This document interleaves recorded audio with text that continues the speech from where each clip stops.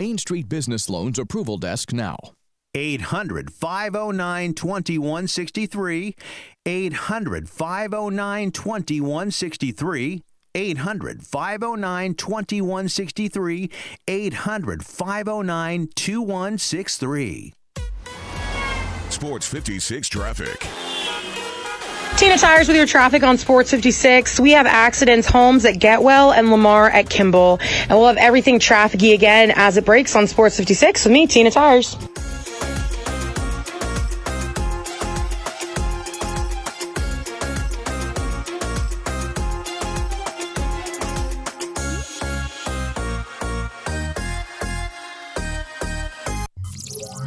Welcome to Sports 56 Mornings with Peter Edmiston and CJ Hertz on AM 560, 96.1 FM, and 87.7 FM. This hour is brought to you by Mid-South Power Distributors. All things diesel for over 26 years. Now, here are your hosts, Peter and CJ.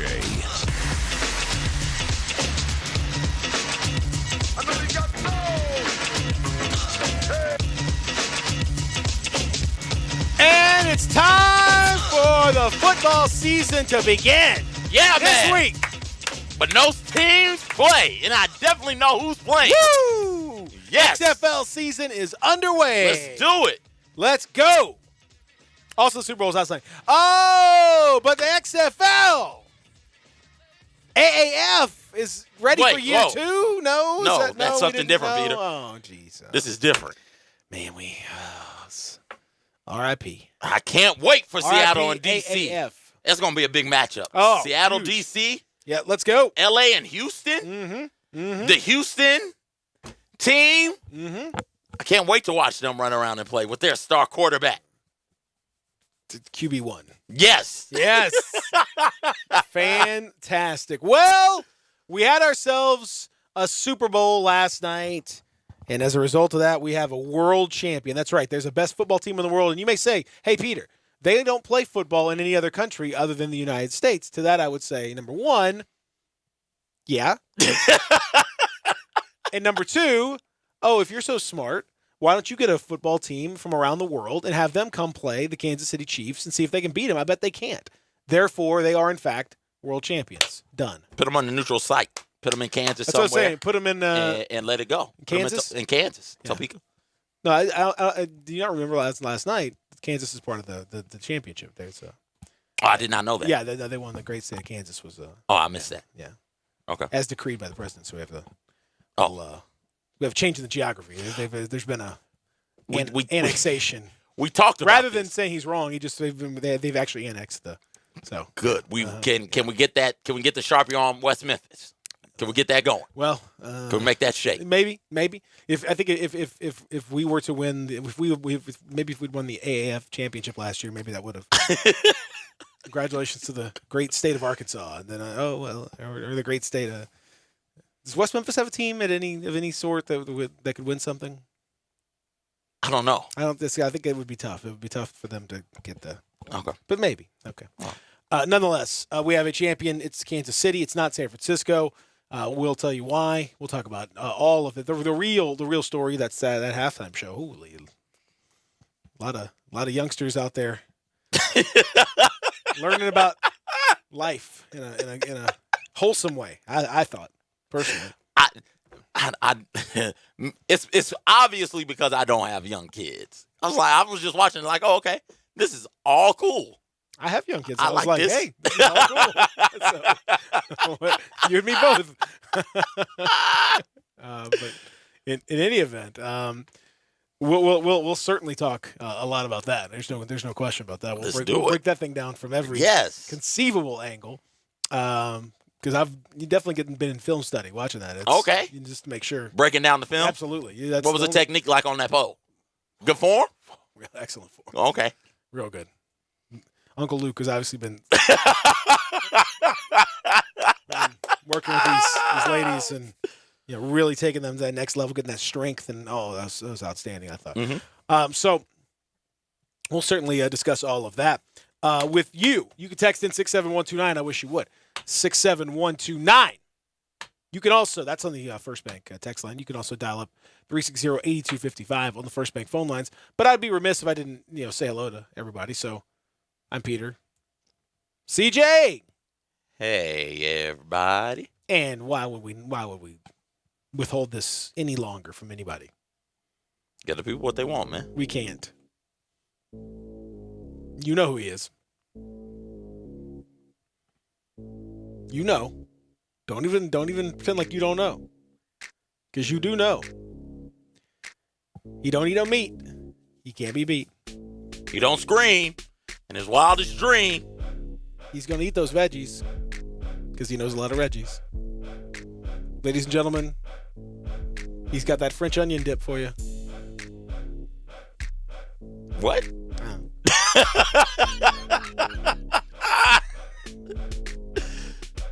What? If he's coming to the party, he's gonna bring the French onion dip. That seems like something. Is that what you bring? It does seem like something. Yeah, I could depend on Zach to to bring. Dip thing. Like it's not. I think that'd be a good thing. I mean, if you ask, I'm just not gonna bring it just because.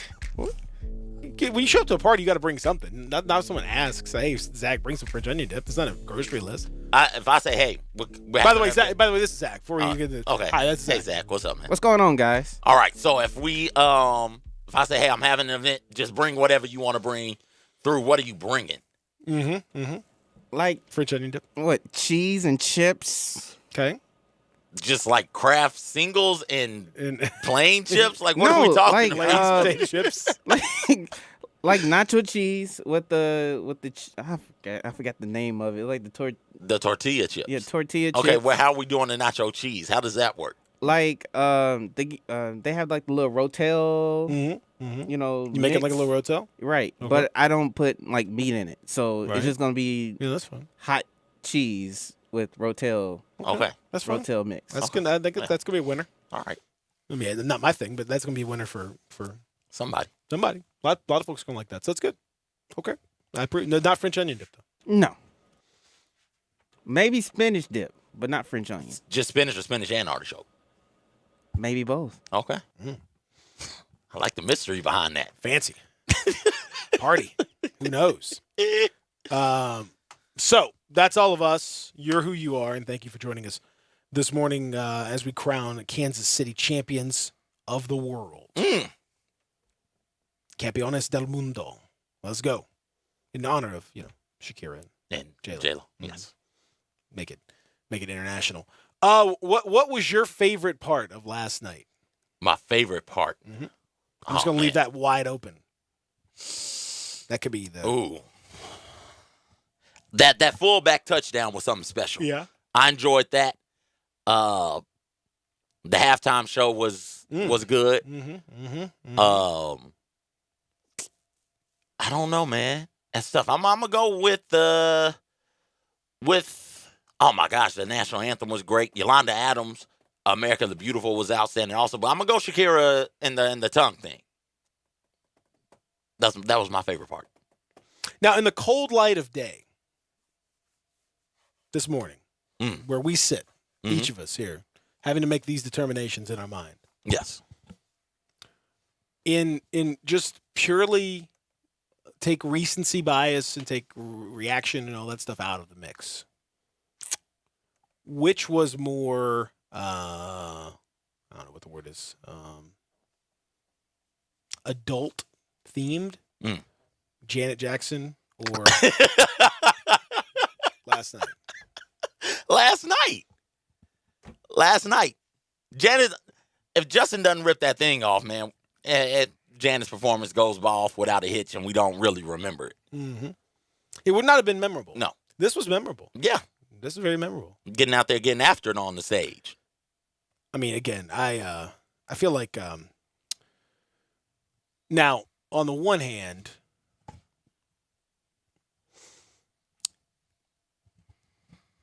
there was some polls out there that pole dancing is an art form.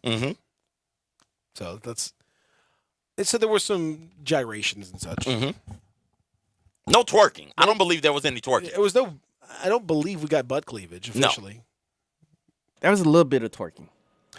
That was like no, that it was wasn't belly twerking. It was dancing more- and wiggling. It was more wiggling, yeah. I was saying from J-Lo's performance. I don't think she ever twerked. She never twerked. Watched. She didn't assume twerk stance, so I'm not counting it. You gotta get the little extra. You gotta go up and Yep. Yeah, it's not. She didn't, but there's definitely a lot of wiggling. Mm-hmm. Definitely a lot of jiggling. Mm-hmm. So that's good. But I would say on the other, like I didn't expect certain maneuvers, shall we say? Mm-hmm. So that was cool. It was definitely a lot of intensity to the performance. A lot of people, just in general. Yes. A writhing mass of sensuality. I would say. Mm-hmm. Have we not seen like ballet? No. Oh, we haven't. No, Peter, come on, man. We need to. We're watching football. We're not watching ballet. Well, but what I mean is like all the people that are up in arms about the performance last night. Like, there are plenty of balletic performances that are.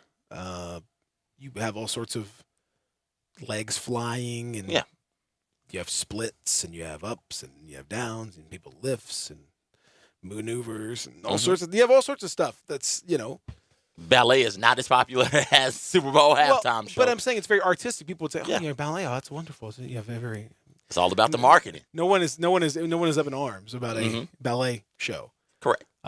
So we gotta. I think we just gotta kind of let some of this let this breathe a little bit. Like this is it's just a body. You know what I mean? I get it. It's just a body. Man. I get it.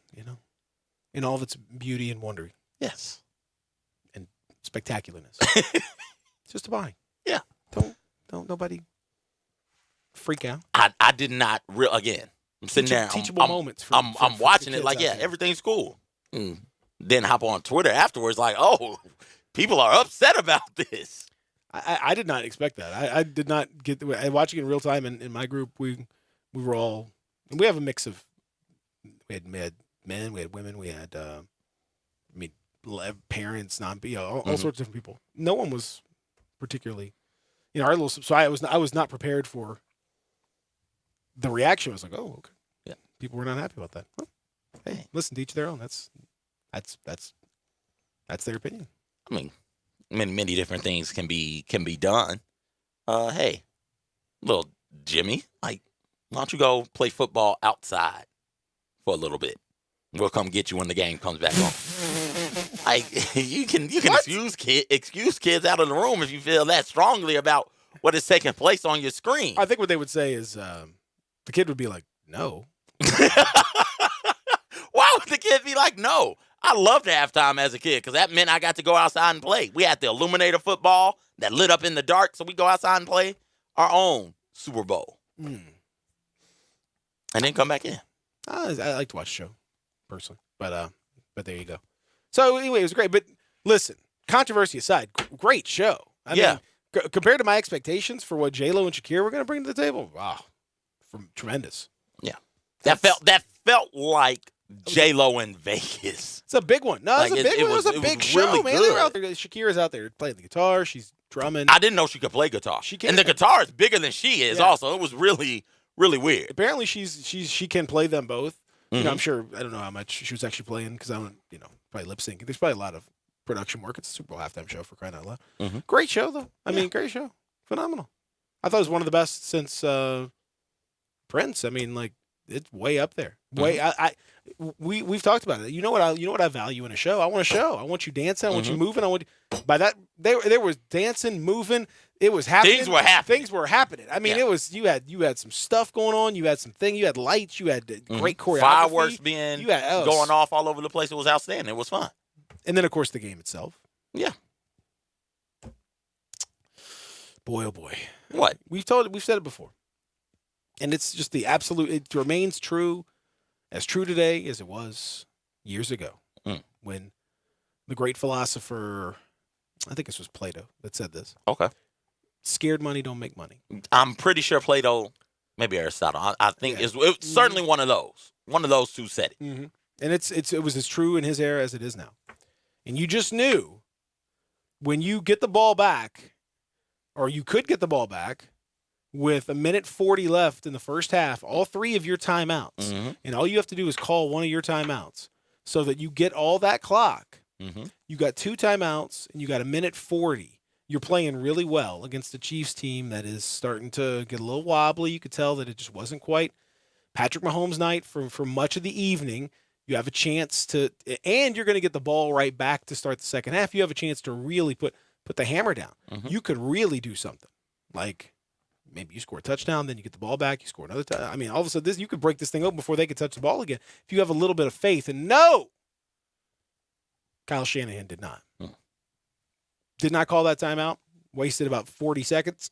Then sort of threw the ball down the field.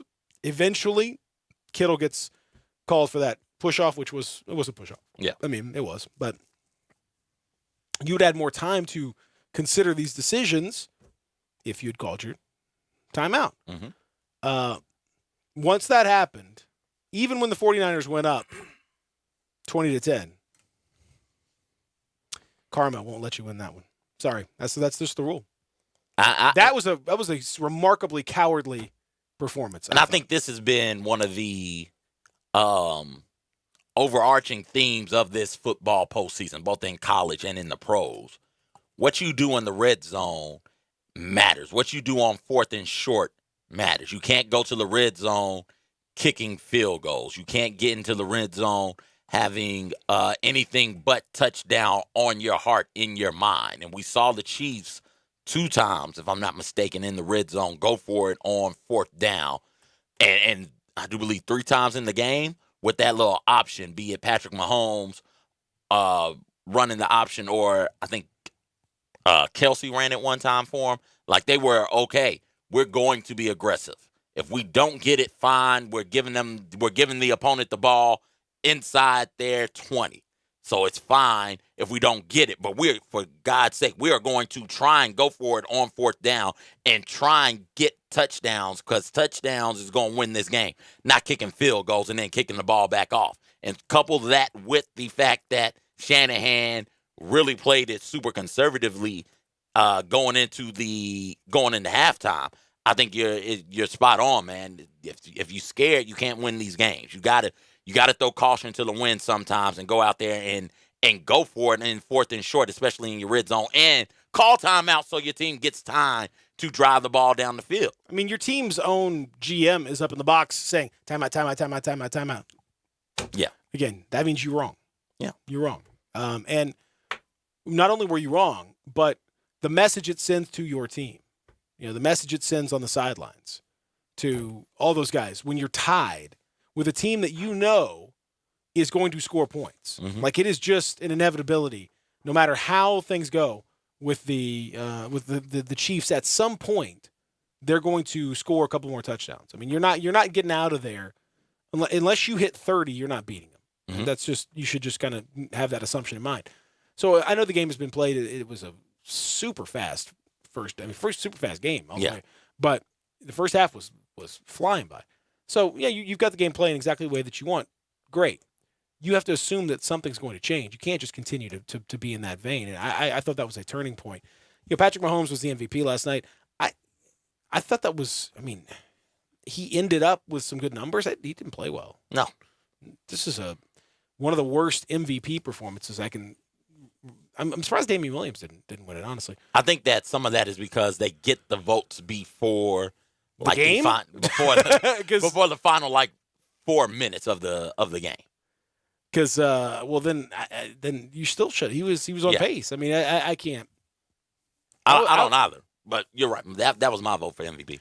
I didn't think he should win it.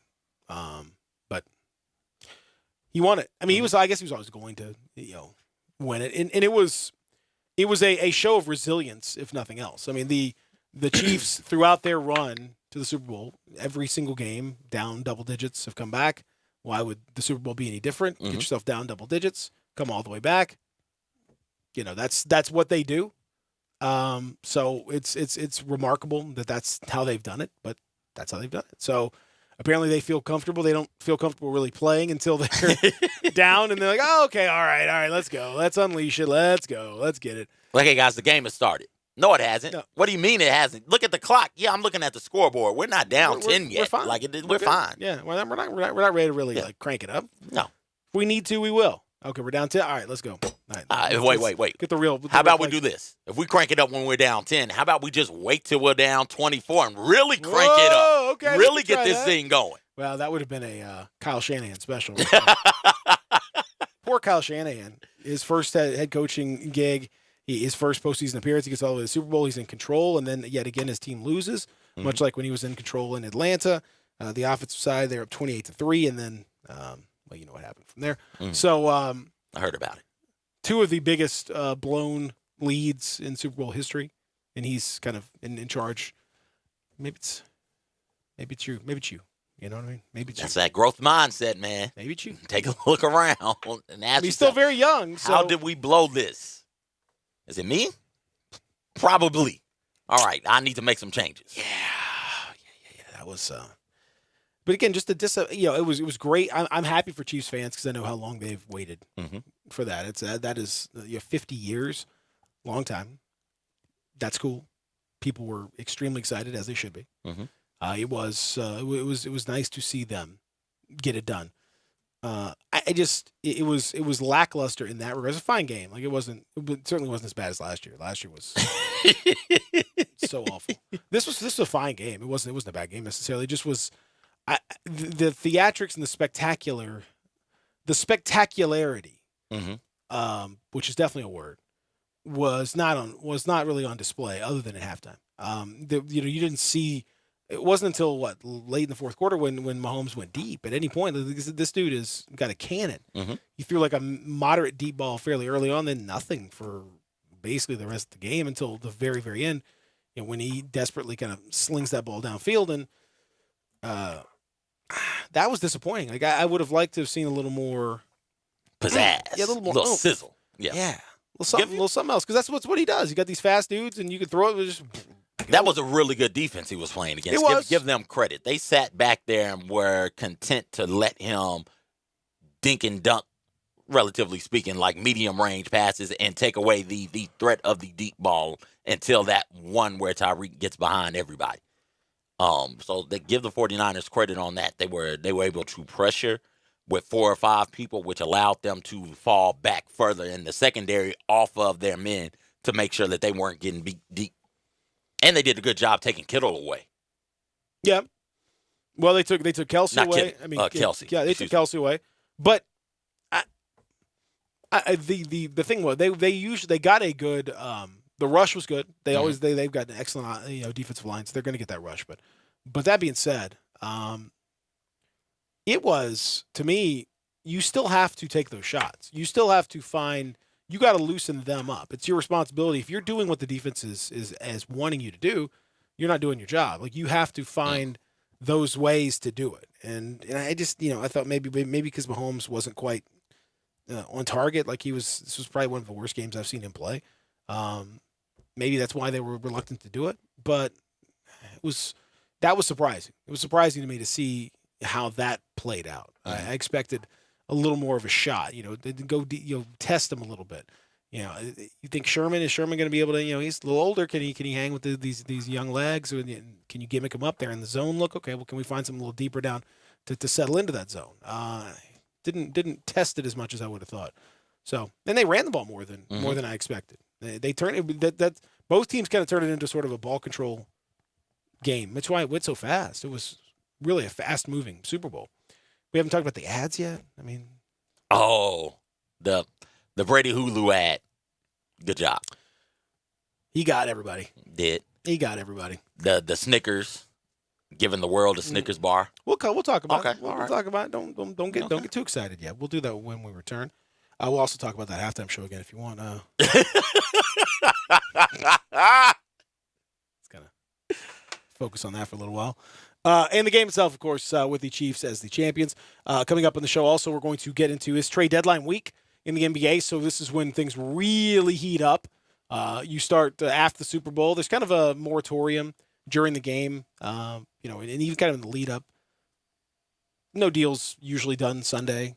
Sometimes deals done Saturday before, but not this year. But everyone really, I think the league in general kind of cranks it on Monday. Like, okay, we're through this. It used to be All-Star game was on that Sunday, and then the trade deadline was the Thursday after All-Star game. So the same kind of thing. Like nobody's talking trade during the All-Star game. Then the Monday, like, let's go. Well, now this is the Monday, so it's time for things to happen. We'll talk about what that could mean going forward. We're going to give you that XFL preview, obviously, all week. Certainly, we're going to be doing that. No, we'll talk a little college hoops. Another win for the Tigers. It was not easy. It was not pretty. They aren't these days, but it was a win. Although there was a big loss too, and we'll talk about that and what that means for the rest of the season. So all of that is to come here on a wonderful Monday morning, Sports 56 mornings, in fact, with Peter and CJ. The Hour Power brought to you by Mid-South Power, mid-southpower.com. Mid-South Power Distributors. Go see them at 3225 Mill Branch. Back after this in the Family Leisure Studios, Real Sports Talk, Sports 56, 96.1, 87.7. With you on your phone or tablet. Download our official Sports 56 app today. First Bank is here to help you, whether you're a business looking for a loan to expand or refinance an existing one, a homeowner looking for a mortgage or home equity line, a consumer wanting to finance your dream car, or wanting a competitive rate on your CD deposits.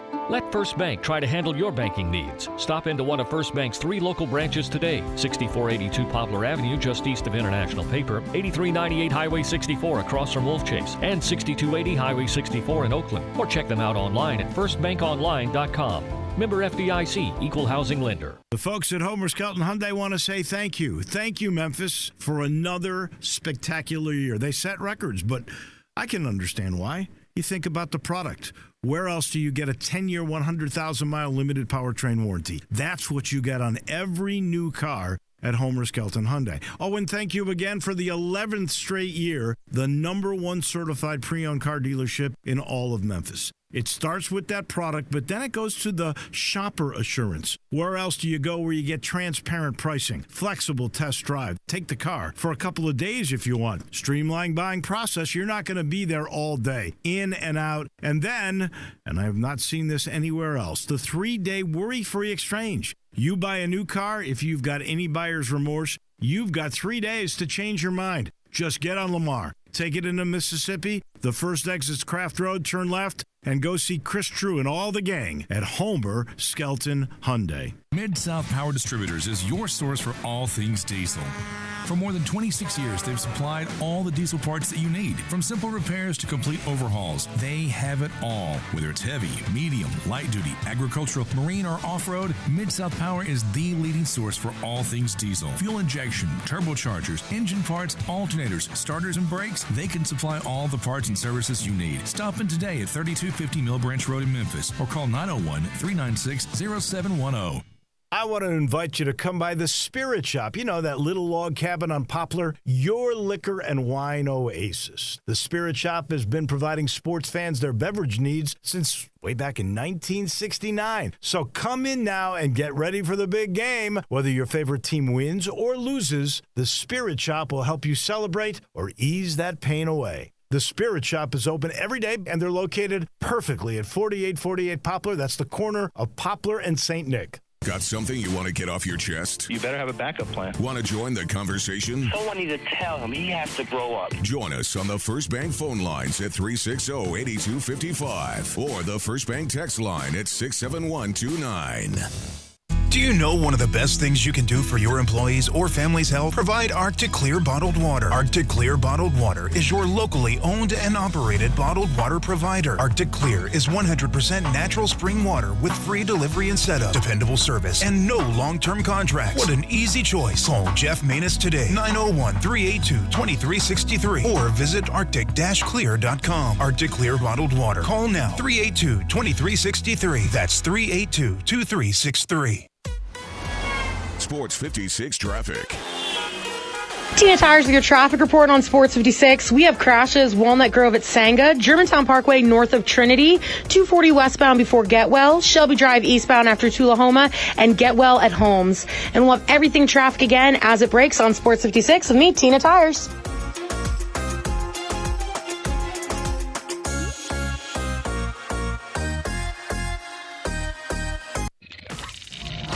Welcome back to Sports 56 Mornings with Peter Edmiston and CJ Hurt. This hour is brought to you by Mid-South Power Distributors. Here once again are Peter and CJ.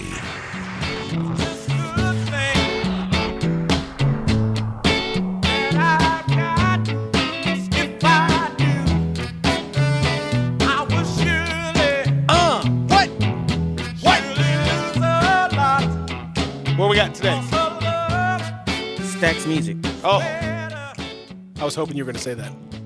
Anyone I know. It's like what? Huh? Lightning. Come on, man.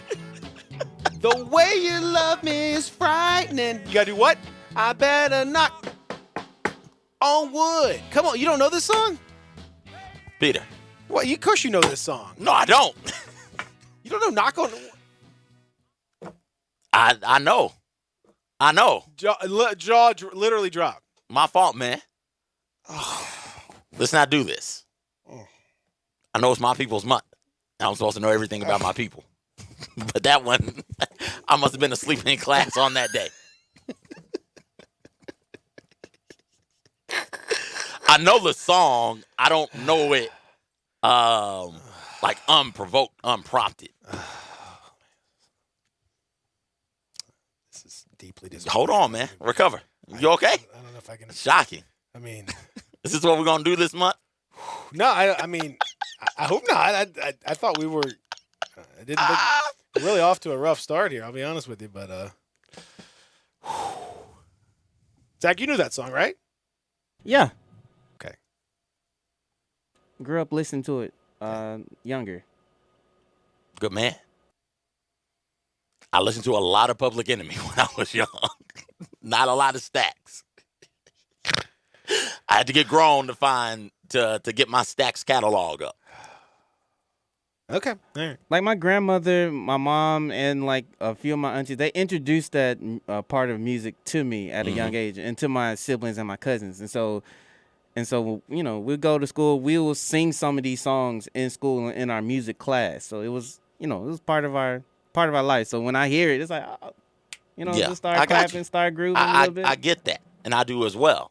My grandma, my mom, and others were listening to Ice-T, Public Enemy, and WA. Like that's okay. what I got exposed to. Listen, it's fine. It's not fine. It's fine. It's not. No, it's fine. My children will know. It's fine. I mean, it's fine. It's not a big deal. We listen. Everyone's got a blind spot here and there, you know. Yes. No big deal. Let's see if I have another one. Does Stax do any 80s rap or anything like that? Did they get Kumo D on the track? Yeah. Big Daddy Kane? Was he around? I might have to look Grandmaster that Flash? up first. Grandmaster Flash and the Furious Five? No? Let me check. Check on that. Knock on that wood. Welcome back as we continue, and we're helping to educate CJ. Please. I need it. I appreciate it. Okay. Thank you. It is the beginning of Black History Month, so we'll... Yes. Finish it. What will it do? What will we do? We'll have our special that we're going to do, probably. Each day. Each day? Uh-huh. Okay. You got that ready? Why do I have to have it ready?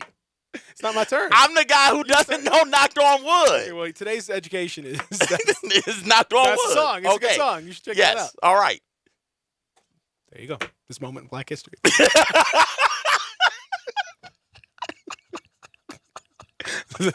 2020. CJ doesn't know this. Knocked on Wood. But Peter knows it. Never forget this moment in Black History. Little known Black History. All right. This is off to a very silly start. That's good. I like that. All right. So last night, Chiefs beat the 49ers, as you know. They are the champions, the deserving champions of football, the world champions, really. Yes. And no one in the world can beat them at this point. Were you as happy as I was for Andy Reid? I feel like the jovial fat guy people like winning. I mean, between him and Ed Orgeron, we're off to a rip-roaring start in 2020 with fat coaches that people like and that have toiled. Now, Andy Reid has toiled a lot harder comparatively than Ed Orgeron without winning. But both guys, same kind of thing. And for Reid, who has done a lot and has been such an innovator in football, offensively, he's done so many different things. He's got a great coaching tree, whole thing. For him to finally get one and to see how excited it made everybody around him, I thought that was cool. I enjoyed seeing that. Current players, former players, that he's coached, players that he hadn't coached, seeing all those heartfelt congratulations go out. Yeah, it's easy to be happy for Andy Reid in this moment. He, to my knowledge, has been void of big time dust ups, which may require people to pick a side, pro Reid or anti Reid. The only complaint anybody that I heard had of Andy Reid in his tenure is like no Super Bowl wins. That's been it. Yeah, he's gotten a lot of conference championship games, no Super Bowl wins. Granted that one of those was last year, one of those championship games was last year. Gets to overtime and his offense doesn't get a chance to touch the ball.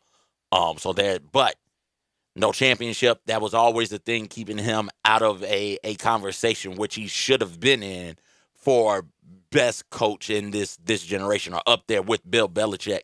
Not on the same tier, but up there. Like, hey, this generation of coaches, look at what Andy Reid has been able to do in that Super Bowl win. Now, like, okay, now we can seriously look at what he's done.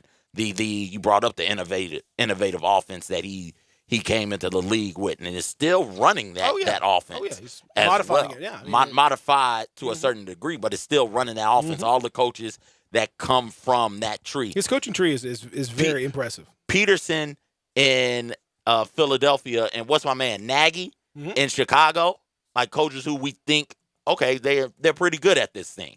Like, those two immediately come to mind, but if you just looked at his tree, you would go top to bottom and be like, oh, man. Like, these are really good NFL coaches. He left his Doug mark. Peterson, Sean McDermott, Ron Rivera, Steve Spagnuolo, John Harbaugh. I mean, it's a lot of dudes. He's left his mark. Forget about the Super Bowl. He's left his mark on the NFL before he won the Super Bowl. Now, winning the Super Bowl, we can talk about what that mark looks like and what it means and what he's meant to the game of football in his tenure. Well, and then, and he comes from, I think, the Bill Walsh tree when all is said and done. And it's just nice to see that kind of lineage celebrated in the way that he did it. I thought the 49ers, though, this is one where you look back, CJ, to me, you look back and you think, man, we could have won this. Maybe should have won this. I mean, they were in position, had a couple of chances to really take control of the game. We mentioned the timeout situation at the end of the first half. I thought that was, that really sent the wrong message. But even in that third quarter, as they started to, get a little momentum and pull away, they had 2 or 3 opportunities to push that pace, to get it. And I just don't think Garoppolo, I don't think he's good enough. He just couldn't quite. He had a good game, probably by his standards. But he's still, like, in those moments when, he had some balls batted down. He had a couple of poorly placed balls. I didn't think the quarterback play in general was real good in the Super Bowl. And I think you saw the limitations of what he's going to give you. He's just not quite at that level. He's that Dilfer level of quarterback where you can win the Super Bowl, but you better get a absolutely phenomenal defensive performance to back it up. And, throughout the playoffs, they had that running game that really kicked into gear, and they didn't need Garoppolo to throw it as much. But they couldn't really get the run game going or they didn't stick with it. It was just sort of okay. It wasn't terrible. They had their moments, but it wasn't anything close to what it had been in the past. And so that put too much pressure on Garoppolo to have to make those throws on a regular basis, and that's just not him. They were doing interesting things with Debo, trying to get on the edge to help that run game out some. And you're right, this Chiefs defense, especially the front 4, front 7, the question was, can they stop the run? Because we didn't see them stop the run at all. They're 29th against the run in the regular season. And can they stop the run against the Texans? What if the Texans get out to a big lead, and then all they have to do is run the ball? Can the Chiefs stop that? Because we don't think that they can, and they did.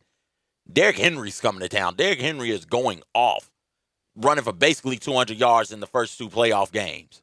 For the Titans, this Chiefs team doesn't look like it wants to tackle him. And we saw what he was able to do to the Ravens, and that defense, that stud defense, turning, who was it, safety for the Ravens. Oh, it's bothering me now. Now I got to look it up. Ed Reed? Not Ed Reed. He wasn't playing. The one who came over from Seattle. Earl Thomas. Earl Thomas. Turning Earl Thomas completely around and using him like a blocker. Like, this is who we're talking about. You guys have to stop. And you guys aren't as good against the run as the Ravens were. And they went out there and held Derrick Henry, if I'm not mistaken, under 100 yards. And then you come into this game. And we just saw this team go off. Only throw the ball 8 times because, hell, they didn't need to. Can the Chiefs' run defense show up and at least slow this team down? And they did. The answer is yes. Yes, they did. They did. And it hats off to them, man. When it mattered the most, they showed up and showed out. They showed up and showed out. Okay, a couple things here. At Mr. Smith Q says, Barquet is the closest to rap for Stax Music. This is on the Twitter. At Peter Edmiston for me, at Con Radicalness, at Sports56 WHPQ. You can hit us up. He says, Barquet is the closest to rap for Stax Music. And they signed to a different label by then, I believe. Ask CJ to name 2 Otis Redding songs. Now, why would we do that? Why would we do that? I didn't do that. I'm just saying this is what he said. Two Otis Redding songs. Uh-huh. Oh, boy. I'm gonna pull up an exhaustive list. I don't want you to have any doubt about, I mean, there's a few that really. I know there are a few, and then when I hear them, it's like, oh, that's Otis Redding. There's probably one in absolute particular that, I mean, seems like it would just be fall right off your tongue, right out of the gate. But help me out. Does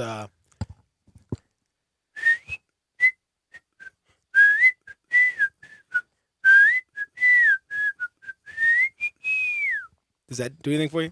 Why are you doing the Andy Griffith theme song? That is not the Andy Griffith theme song.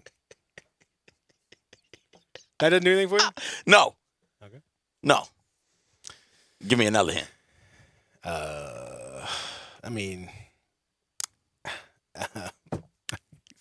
come on, man.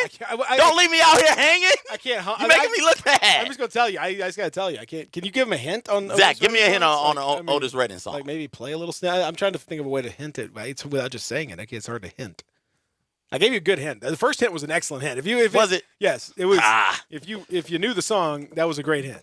Well, Kanye and Jay-Z sampled one of his songs for Paris. Yeah. Well, not that particular song, but it's in that album, the Watch the Throne album.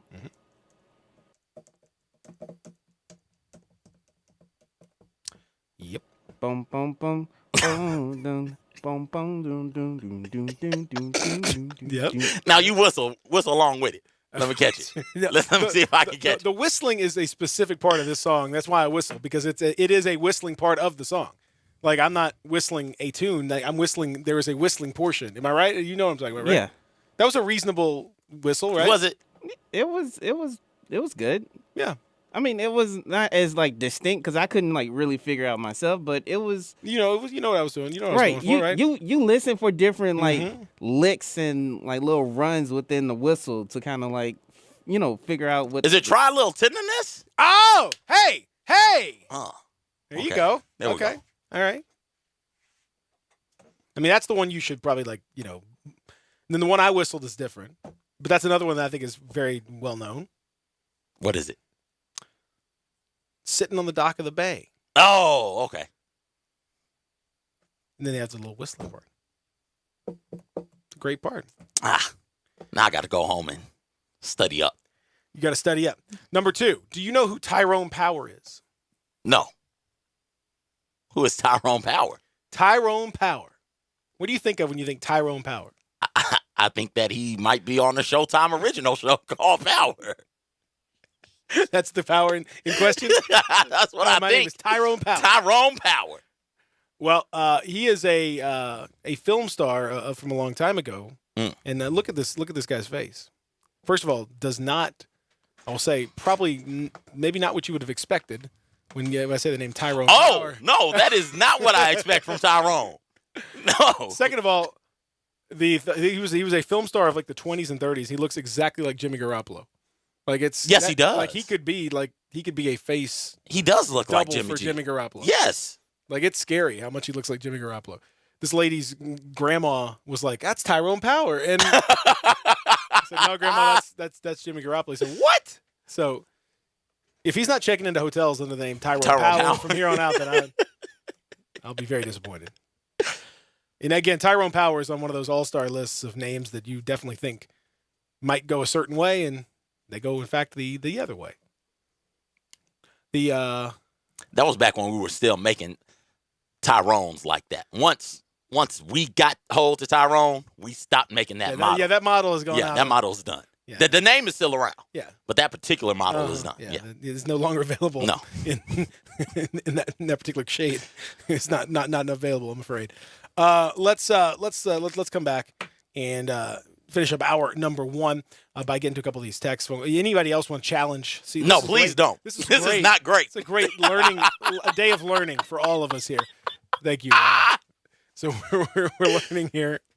If you want to feel free to challenge, that's great. Also coming up, we'll talk a little bit about the trade deadline week, about a very interesting week. We'll do an hour number 2 from the weekend for the Tigers. It was a little bit of good and probably a lot more bad, all things considered. We'll discuss that. Also, the Grizzlies did not go well. We didn't think it was going to go well, and it did not go well in New Orleans. But tonight, a different chance to get back on the winning side. We'll discuss all of that when we return here on a wonderful Monday morning, Sports 56 Mornings. Peter and CJ, Real Sports Talk, Sports 56, 96.1, 87.7. Sports Time on Sports 56 with Wallow and Stats. Weekday afternoons from 3 till 6. Right here on Sports 56, 96.1 and 87.7 FM. You're scrambling around. You need a haircut. Where you gonna go? I got a place that has 15 locations. I've got a place where details matter. I've got a place that can be invigorating and relaxing at the same time. You know what it is. It's Supercuts. Every haircut ends with the signature hot towel finish.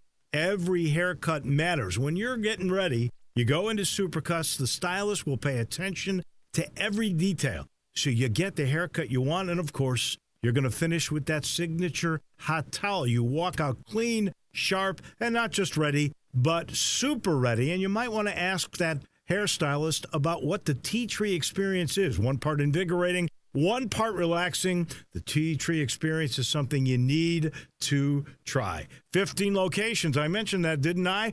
All you've got to do is go to supercuts.com. You'll find the one nearest to you. Get super ready at Supercuts.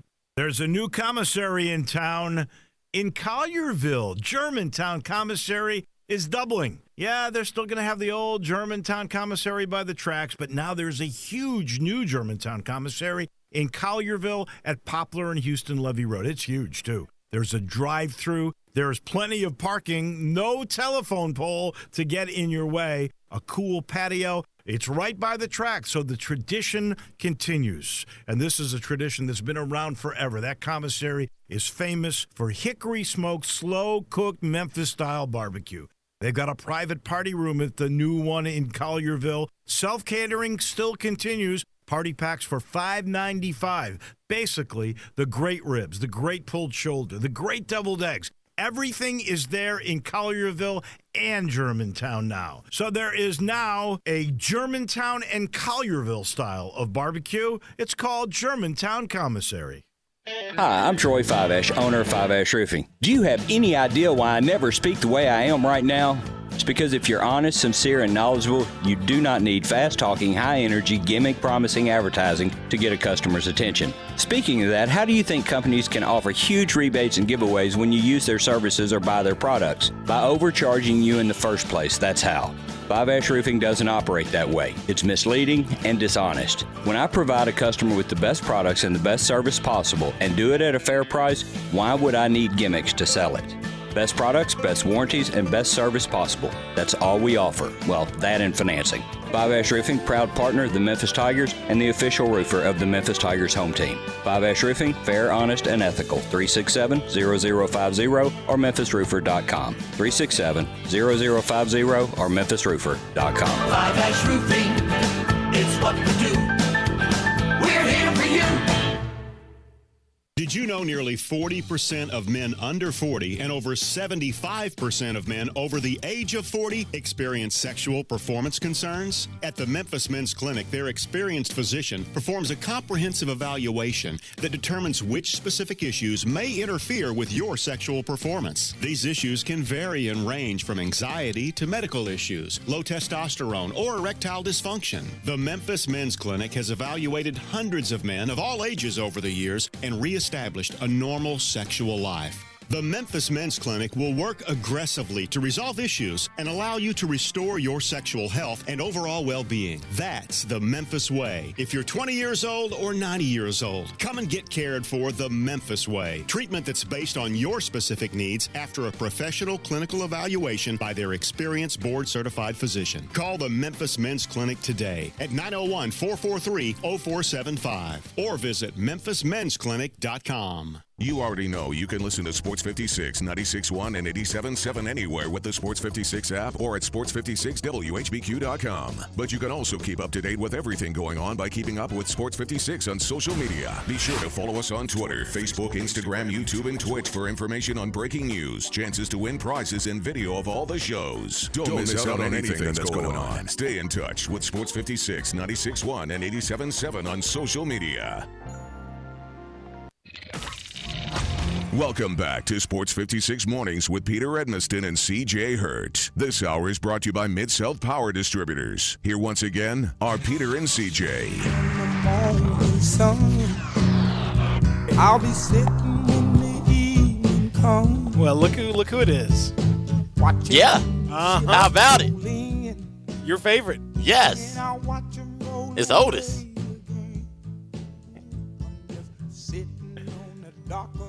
You have heard the song before, right? Yeah, I've heard the song. Yeah. Just making sure. You hadn't heard Knock on Wood. So I had heard Knock on Wood. Concerned about this.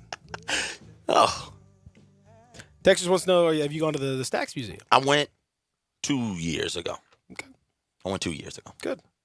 Let's go back. Yeah. Let's take a trip to the show. Let's take the show over there. Can we do it? Just do it from the phone? I'm down for a field trip. Let's do that. Stax is great. Yeah. Let's do it. Come on. We could. I don't know why not. All right. Probably got to get permission, but They'll probably like it.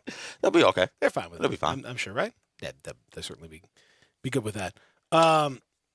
So coming up, as we said, we're going to talk a lot of hoops in our next hour, just so you know. So we'll talk a lot of Tiger hoops, Grizzly hoops, a lot of college in general is like all of the ranked teams lost to unranked teams. It's every week. It's just we flip the rankings and they all lose and the other teams lose and we flip them and then they lose and other teams are back and then they lose again and we flip it back and it's just that everyone is just a mediocre group. It's just not a great year this year for college basketball. Just in general. Just it's not great.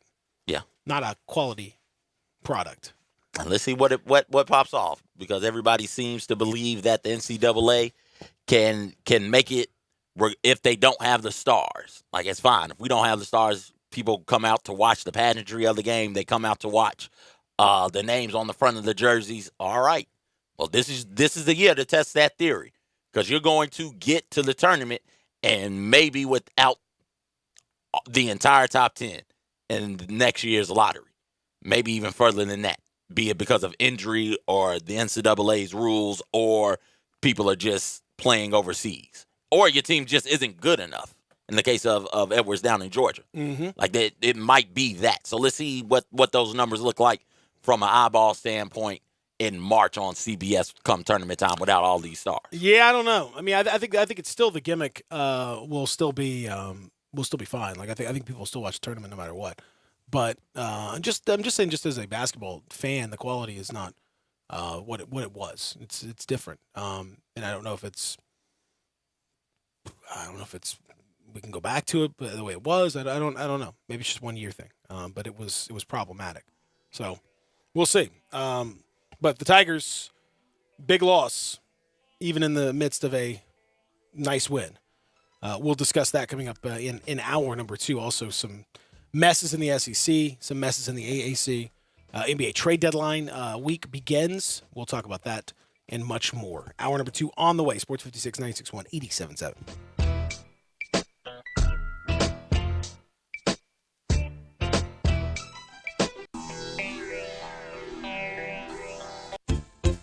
If you're going on vacation, making a college campus visit, or if business takes you out of town, there's just no better place to board your dog than Barks and Recreation, 965 Reddick Cove between Bud Davis Cadillac and the Blue Plate Cafe in East Memphis. Boarding, daycare, grooming, we have the best of everything at Barks. Indoor-outdoor kennels so your family member can go in and out as they please. Indoor and outdoor play areas. 4 walks a day. Group play and individual attention from the best staff in the Mid-South, which includes an overnight staff to ensure the safety and comfort of your pet 24 hours a day. All reasons to choose Barks and Recreation above all other boarding and daycare facilities. BarksDaycare.com or 509-0909. Check us out and make your reservations now at BarksDaycare.com. If your dog could speak, he'd say Barks. Hey folks, I'm Jarrett Carter. My family recently purchased East Memphis Ace Hardware at Quince and White Station, and we're excited to offer the best selection of Big Green Egg and Traeger grills. And then don't forget about our Benjamin Moore Paint Studio and the Garden Center for fall flowers. Save 60% with our new Duracell key fob replacement program.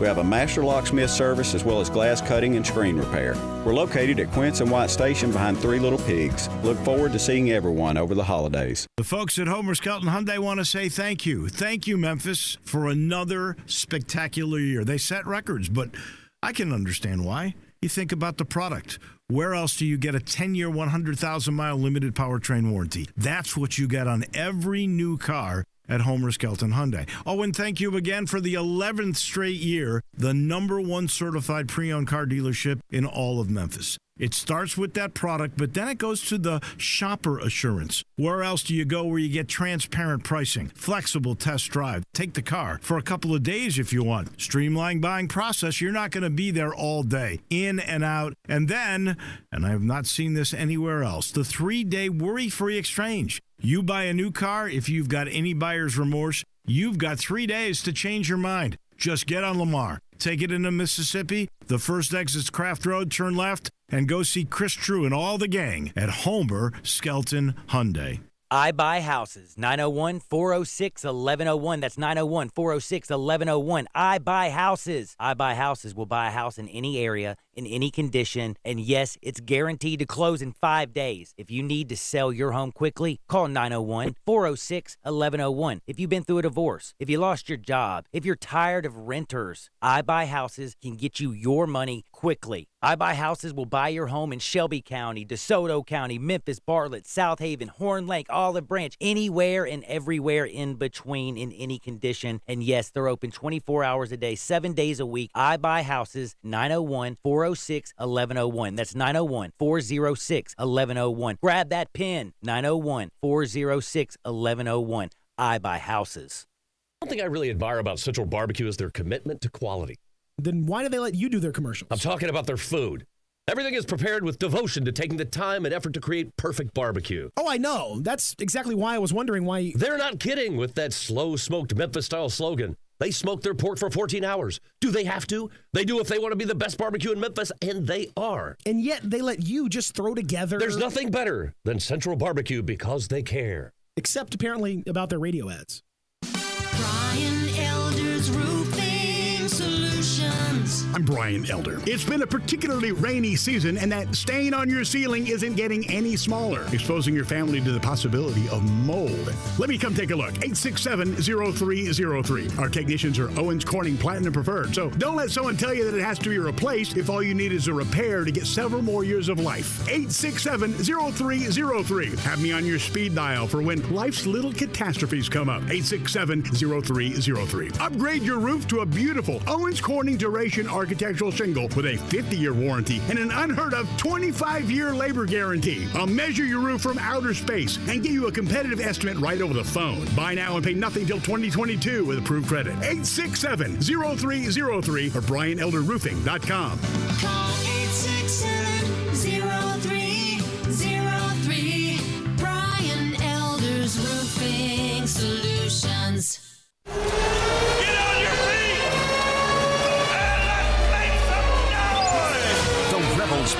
here. Pass to Tyree, pulls for a three. Good! What a bucket! A three in transition. Dunk by Buffin. Oh, my goodness. Yes. Schuler fires a three. Good! Devontae Schuler with a dagger. Catch the action all season long on your exclusive home for the Rebels. Sports 56, 96.1 and 87.7 FM. We are Sports 56, WHBQ Memphis, WIVG FM Tunica Memphis, and WPG FLP Memphis. Flynn Broadcasting Stations.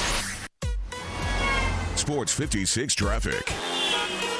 Tina Tires with your traffic on Sports 56. Watch out for crashes. US 64 at I-40, Shelby Drive at Mill Branch, Walnut Grove at Sanga, and Germantown Parkway just north of Trinity. And we'll have everything trafficy again as it breaks on Sports 56 with me, Tina Tires.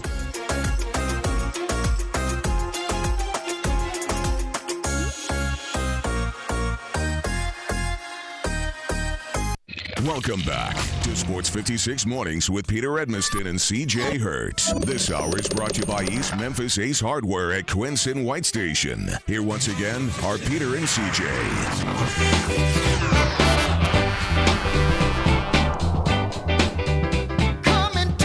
You want to tell CJ what this is? I have a feeling he already knows what it is. So you know this one? You do know this. You're joking, right? I do not know the name, no. All right, well, turn it down right now. Soul Man. I thought it was Soul Man. I didn't want to get it wrong. Y'all got me over here scared now. Now I'm shook. Scared money don't make money. I'm shook now. You're like Kyle Shanahan at the end of the half. You're like, no timeout. No timeout. No. Let that clock run out. Let's just end this. Let's go. Yeah, you got your boy shook over here. Woo! Yeah, that's Soul Man. Come on. It is. We're celebrating stacks on this Monday here, and we're educating CJ at the same time. So it's a nice double dip right here on the all new, brand new Sports 56 Mornings with Peter and CJ. Mm-hmm. Isn't that right? Yeah. It's a good day, right? It's a beautiful day, glorious day. Rain coming up later on tonight, though. So. Oh, come on! Why would you tease me with that? Just letting you know. Throw that umbrella in the back seat. You never know. You might need it.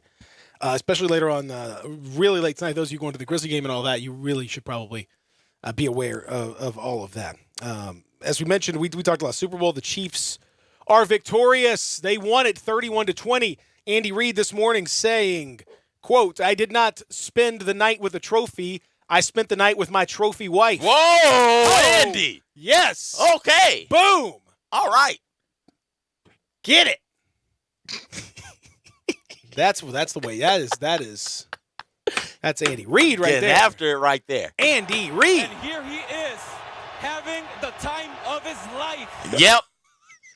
Yep. Was that Sergio? Was that guy Sergio from the? That's our guy Sergio. From that Super Bowl. Do you remember that back in the day? Well, that the was one who was trying to speak Spanish. Yeah, he could not. Yeah, we know he just could not. That was the kickoff. Kickoff game with the Chargers and the Broncos. He is having the time of his life. Oh. Boy, oh boy, oh boy, oh boy. And here he is, having the time of his life. Andy Reid didn't go deep there in the game, but he probably went deep last night. Come on. CJ, that's inappropriate. Probably true, but I don't know what you're talking about. We continue here on the program. Tigers this weekend. One of those things that you win the battle, but you might have lost the war. You know what I mean? Like this is going to be this is a tough one. This is a tough one. Tigers did win against UConn 70-63 in a game that was had its ups and then had a lot of downs. These turnovers are just crazy. Mm-hmm. Crazy. What they end up with? 25, I think. I mean, they didn't turn it over in the last 5 minutes, which was something. But it's wow. I mean, it's wow. That's all you can say. But the bigger issue, I think, is DJ Jeffries is out. The listing is 4 to 6 weeks. Although it seems as though a lot of folks who are close to the situation seem to be pushing it more towards the 6 weeks than the 4 weeks part, which would pretty much put him out for the season, more or less. Right. That's really, really tough to do that because, and you're gonna have to get his size, his skill level. We talked about the versatility, the things that he could do. It's very hard to find other people that can do that. It's very hard to find on this roster. There's only so many. So how are you going to find those guys? You need folks to step up hugely. You need Lance Thomas to continue being like a scoring maven. You need Precious Achiuwa not to turn over 8 times in the game. That would help. That'd be helpful. Yeah. For Precious to not to do that would be great. Would appreciate that. Precious, thanks so much. If you don't mind, just lay off those, buddy. Some of them, man. Some of them, they're just flagrant. Terrible. It's crazy. Gets the rebound and is okay. Here we go. Got people running, and if he makes the right pass, it's a fast break. It's a 3-on-2, 2-on-1 type of situation for Memphis, and he grabs the ball and flings it straight down the middle of the court, and it's just this terrible low bounce pass that rolls out of bounds. Like some of these turnovers are just ticky-tacky and careless in the most flagrant of ways. It's wild. I mean, I genuinely don't understand some of them, and I don't understand at this point of the season why you're still dealing with it. Like it feels like that's something that you could work out, that you could have figured out. You could have gotten it squared away. Because it's wild. Like your assist to turnover ratio is 1 to 2. That's not sustainable. Like you got big shots from Lester Quinones when you need them, which was very important. You got Lance Thomas again scoring the ball. Alex Lomax scoring the ball. That's important. I mean, the Tigers shot 47% for the game, so that's okay. You feel pretty good about that.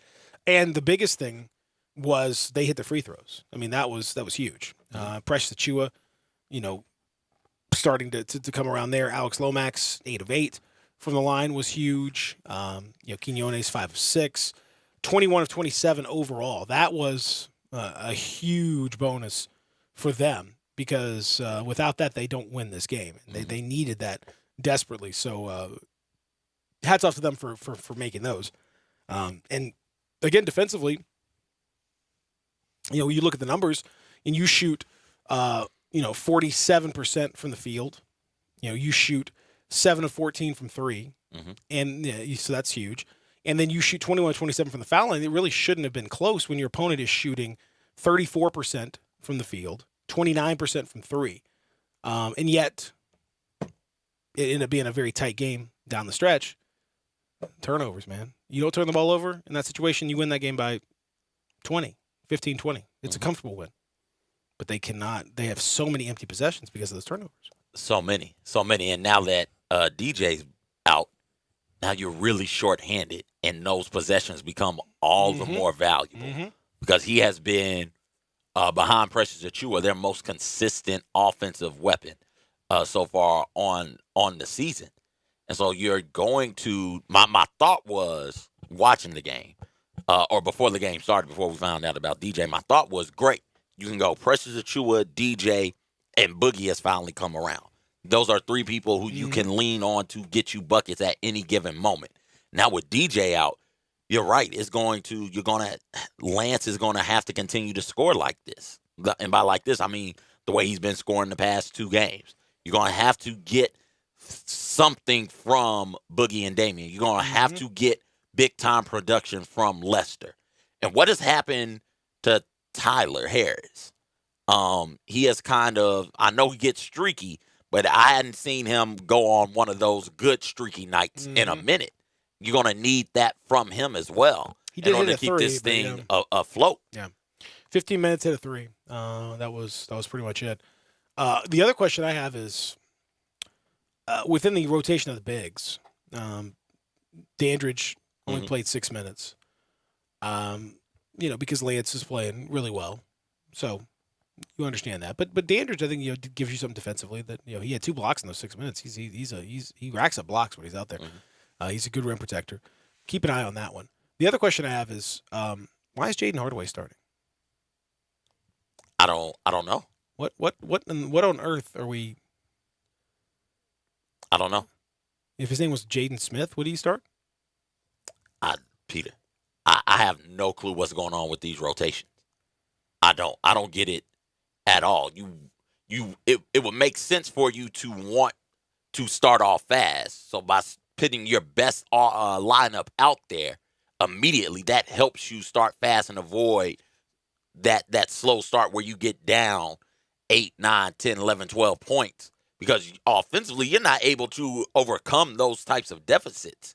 Or it's so much effort that goes into you overcoming those deficits that you end up falling short later in the game. See Wichita State and what happened there. I don't know what the thought could be. The thought might be, hey, if we play him with all of the starters, they will minimize his not goodness. Yeah, his not goodness. So we can hide him with the starters on the court. Why do we need to hide him at all? Why does he need to be out there at all? Peter. I mean, I don't think he does. That's You're the question. Right. There's no reason for him to be out there, especially if you're going to start him and then play him 7 minutes, and he is, generally speaking, a non-factor on the court. He's just a non-entity. There's just nothing to note. This team, you can't afford to mess around with this stuff. I don't get why he's even in a limited rotation. What does he bring into the table? Like, what's he bring other than obviously his dad? Again, if his name is Jaden Smith, is he starting? No, I don't think so. Is he playing? No, probably not. He's probably not on this team. I mean, it's not his fault. But that's just the nature of it. That's the way that it is. Like, what? I'm not seeing it. So, there are a lot of things that need to be addressed. Even with the good thing is, number one, they won. So another example of a game where you avoid the loss, and that's huge. Number two is you're getting some performances like Lance Thomas, perhaps has turned that corner a little bit. He goes 2 of 4 from 3 again after his 3-point shooting escapades last week, and you think, man, okay, maybe this is that 9% that he was shooting at the beginning of the year. Okay, maybe it was a confidence thing, and maybe he's turned that corner. He can shoot this. That would be a huge weapon to be able to have him out there to hit threes. Precious Achiuwa hit his 1 3. He is not a 3-point shooter per se, but he has hit a few, and he can enough to keep him honest, stretch you out. Maybe you have to probably consider it as a defender. So that becomes an interesting group if you put those two guys out there as your bigs with like a Boogie, Damian Lester, or any 3 of those 5: Tyler Harris, Alex Lomax, Boogie Ellis, Damian Ball, Lester Quinones. Those are your like wing / points, and then you have Dandridge, Thomas, and Achiuwa are your bigs, and that's what you got. You got to put 2 of that group of 3 and 3 of that group of 5, and that's your pairings. Like, some of Penny's lineups get a little weird. Don't overthink it. I mean, if you want to go Precious at the 5 and go real small or something like that, but the way Lance Thomas is playing, he probably needs to be out there right now. They've done a good job of getting him in the position where he can contribute, and he's contributing. So I say they put him out there. But without DJ, all of a sudden now he's that guy that could float between those two groupings. He could play in a small forward position, or he could play as a big, depending on how big you wanted to make your lineups. Him not being there and he's a talent, even though he hadn't played well necessarily of late, but he's a super talented kid. It's a big loss, man. That's big. Lance Thomas is giving you offensive production while continuing to give you defensive production. You said 2 for 4 from 3. I think he ended with 4 or 5 blocks Saturday night also, and that's huge, because sometimes you can see players focus more on one end of the court, not be able to give you anything or as much on both ends of the court, because they're so focused on the defensive side of the court or so focused on the offensive side of the court. And Lance has been able to give you both here in the past 2-3 games. And as far as the lineups go, he's definitely got to shorten it. The rotation's definitely got to be shortened. And I'm with you. I would go Boogie, Lester, and Damian to start with Achua and Thomas. And then just we'll sub in and out and see what's going on with Tyler Harris. If Tyler's got a hot hand, we'll run with him. If he doesn't, then unfortunately he's only playing 12, 15 minutes. Texter's in at 67129. Want to chat. Texter says, Penny needs to quit all the rotations. Pick the best 5 and only go to the bench when you have to. Yeah, I mean, you're going to have some bench play, but, I mean, this is not going to be a deep team. They're not. No. They weren't deep anyway. They were sort of fake deep to begin with, but now they're really not deep. But, I mean, again, I said you got 8 guys that can play, to me. So those 8, mix and match, whatever you need to do, but I do think it would be better for them to find some chemistry as quickly as possible. Another texter says, if Tigers could turn the ball over at halftime, they would have. I've never seen a team not value the ball like this team. Then the news with DJ. If we didn't have bad luck, we would have no luck at all. Certainly the part that had the turnover part is I don't know. I mean, I'm trying to remember a team that just had this little regard for the ball.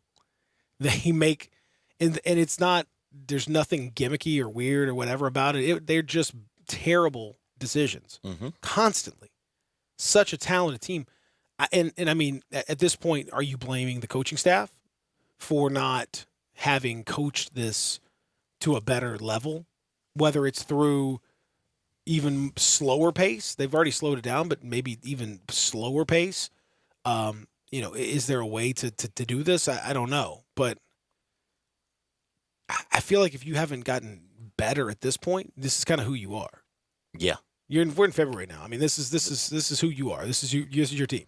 The time to fix it was when you were playing the New Orleanses and the Bradleys of the world, and you were having these ridiculous turnover performances. That was the time to fix it.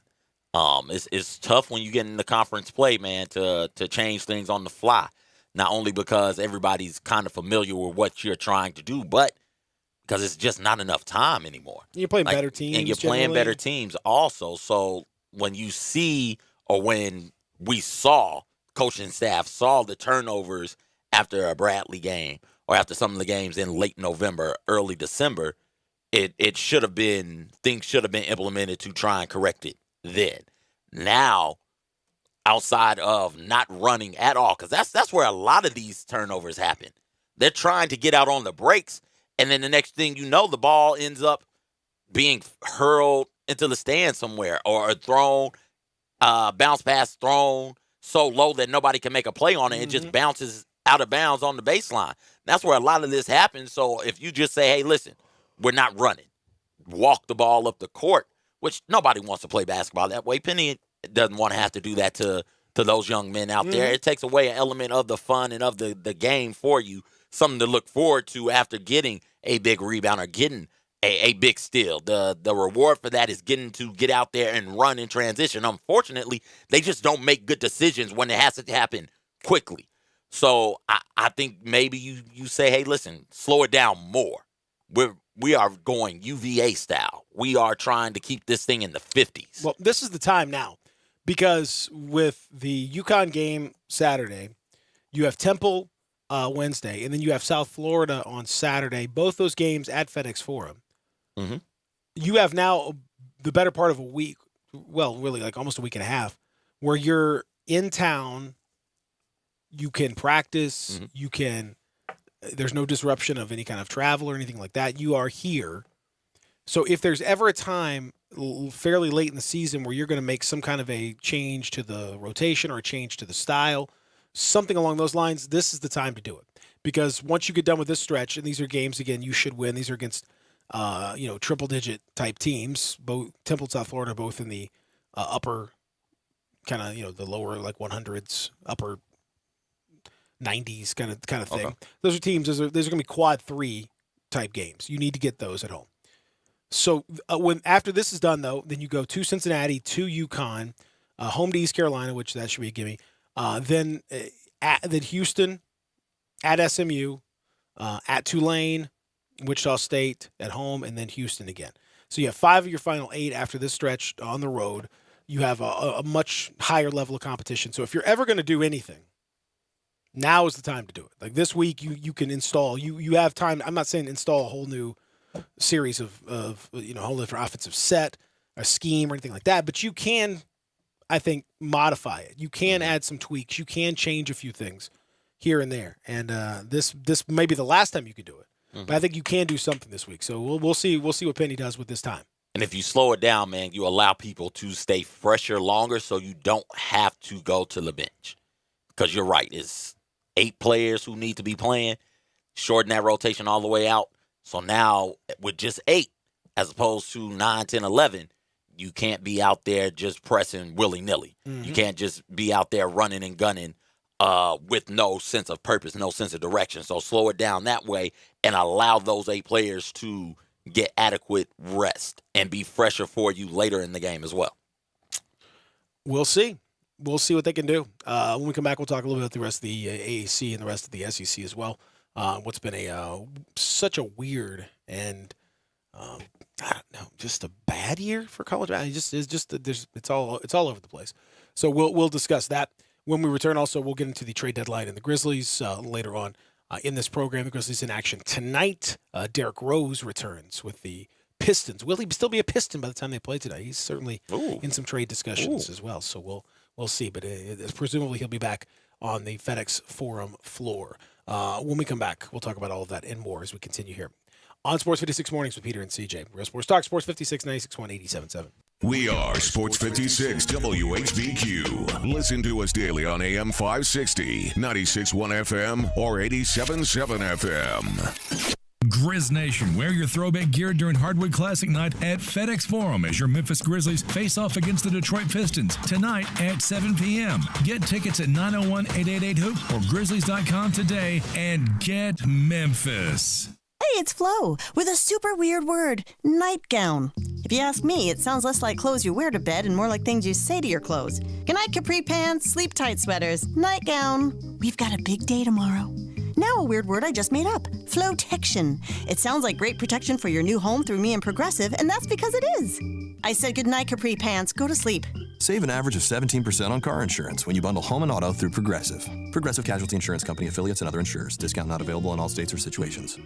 Did you know nearly 40% of men under 40 and over 75% of men over the age of 40 experience sexual performance concerns? At the Memphis Men's Clinic, their experienced physician performs a comprehensive evaluation that determines which specific issues may interfere with your sexual performance. These issues can vary and range from anxiety to medical issues, low testosterone, or erectile dysfunction. The Memphis Men's Clinic has evaluated hundreds of men of all ages over the years and reestablished a normal sexual life. The Memphis Men's Clinic will work aggressively to resolve issues and allow you to restore your sexual health and overall well-being. That's the Memphis way. If you're 20 years old or 90 years old, come and get cared for the Memphis way. Treatment that's based on your specific needs after a professional clinical evaluation by their experienced board-certified physician. Call the Memphis Men's Clinic today at 901-443-0475 or visit memphismensclinic.com. I want to invite you to come by the Spirit Shop. You know, that little log cabin on Poplar, your liquor and wine oasis. The Spirit Shop has been providing sports fans their beverage needs since way back in 1969. So come in now and get ready for the big game. Whether your favorite team wins or loses, the Spirit Shop will help you celebrate or ease that pain away. The Spirit Shop is open every day, and they're located perfectly at 4848 Poplar. That's the corner of Poplar and St. Nick.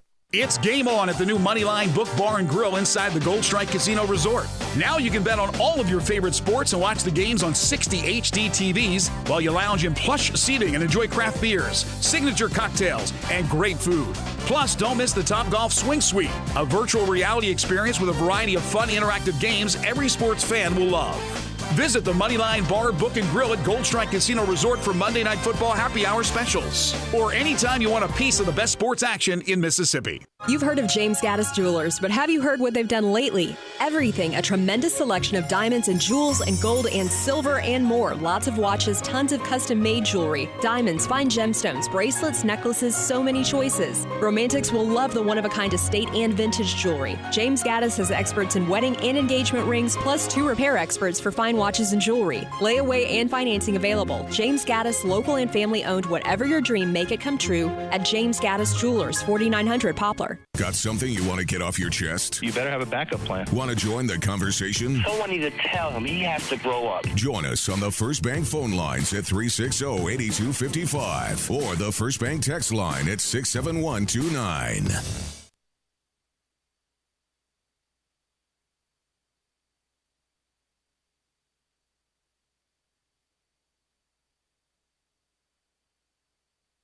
Welcome back to Sports 56 Mornings with Peter Edmiston and CJ Hertz. This hour is brought to you by East Memphis Ace Hardware at Quincy White Station. Here once again are Peter and CJ.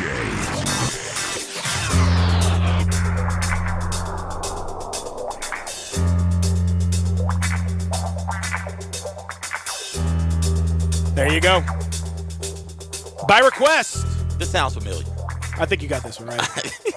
I can get this one. I think you got this one. I got this one. Okay. Yeah. He's a bad mother. Shut your mouth. Talking about Zach. I cannot dig it. You can't dig that? No. Fair enough. Most people can't. Back with you in the Family Leisure Studio, Sports 56 Mornings with Peter and CJ.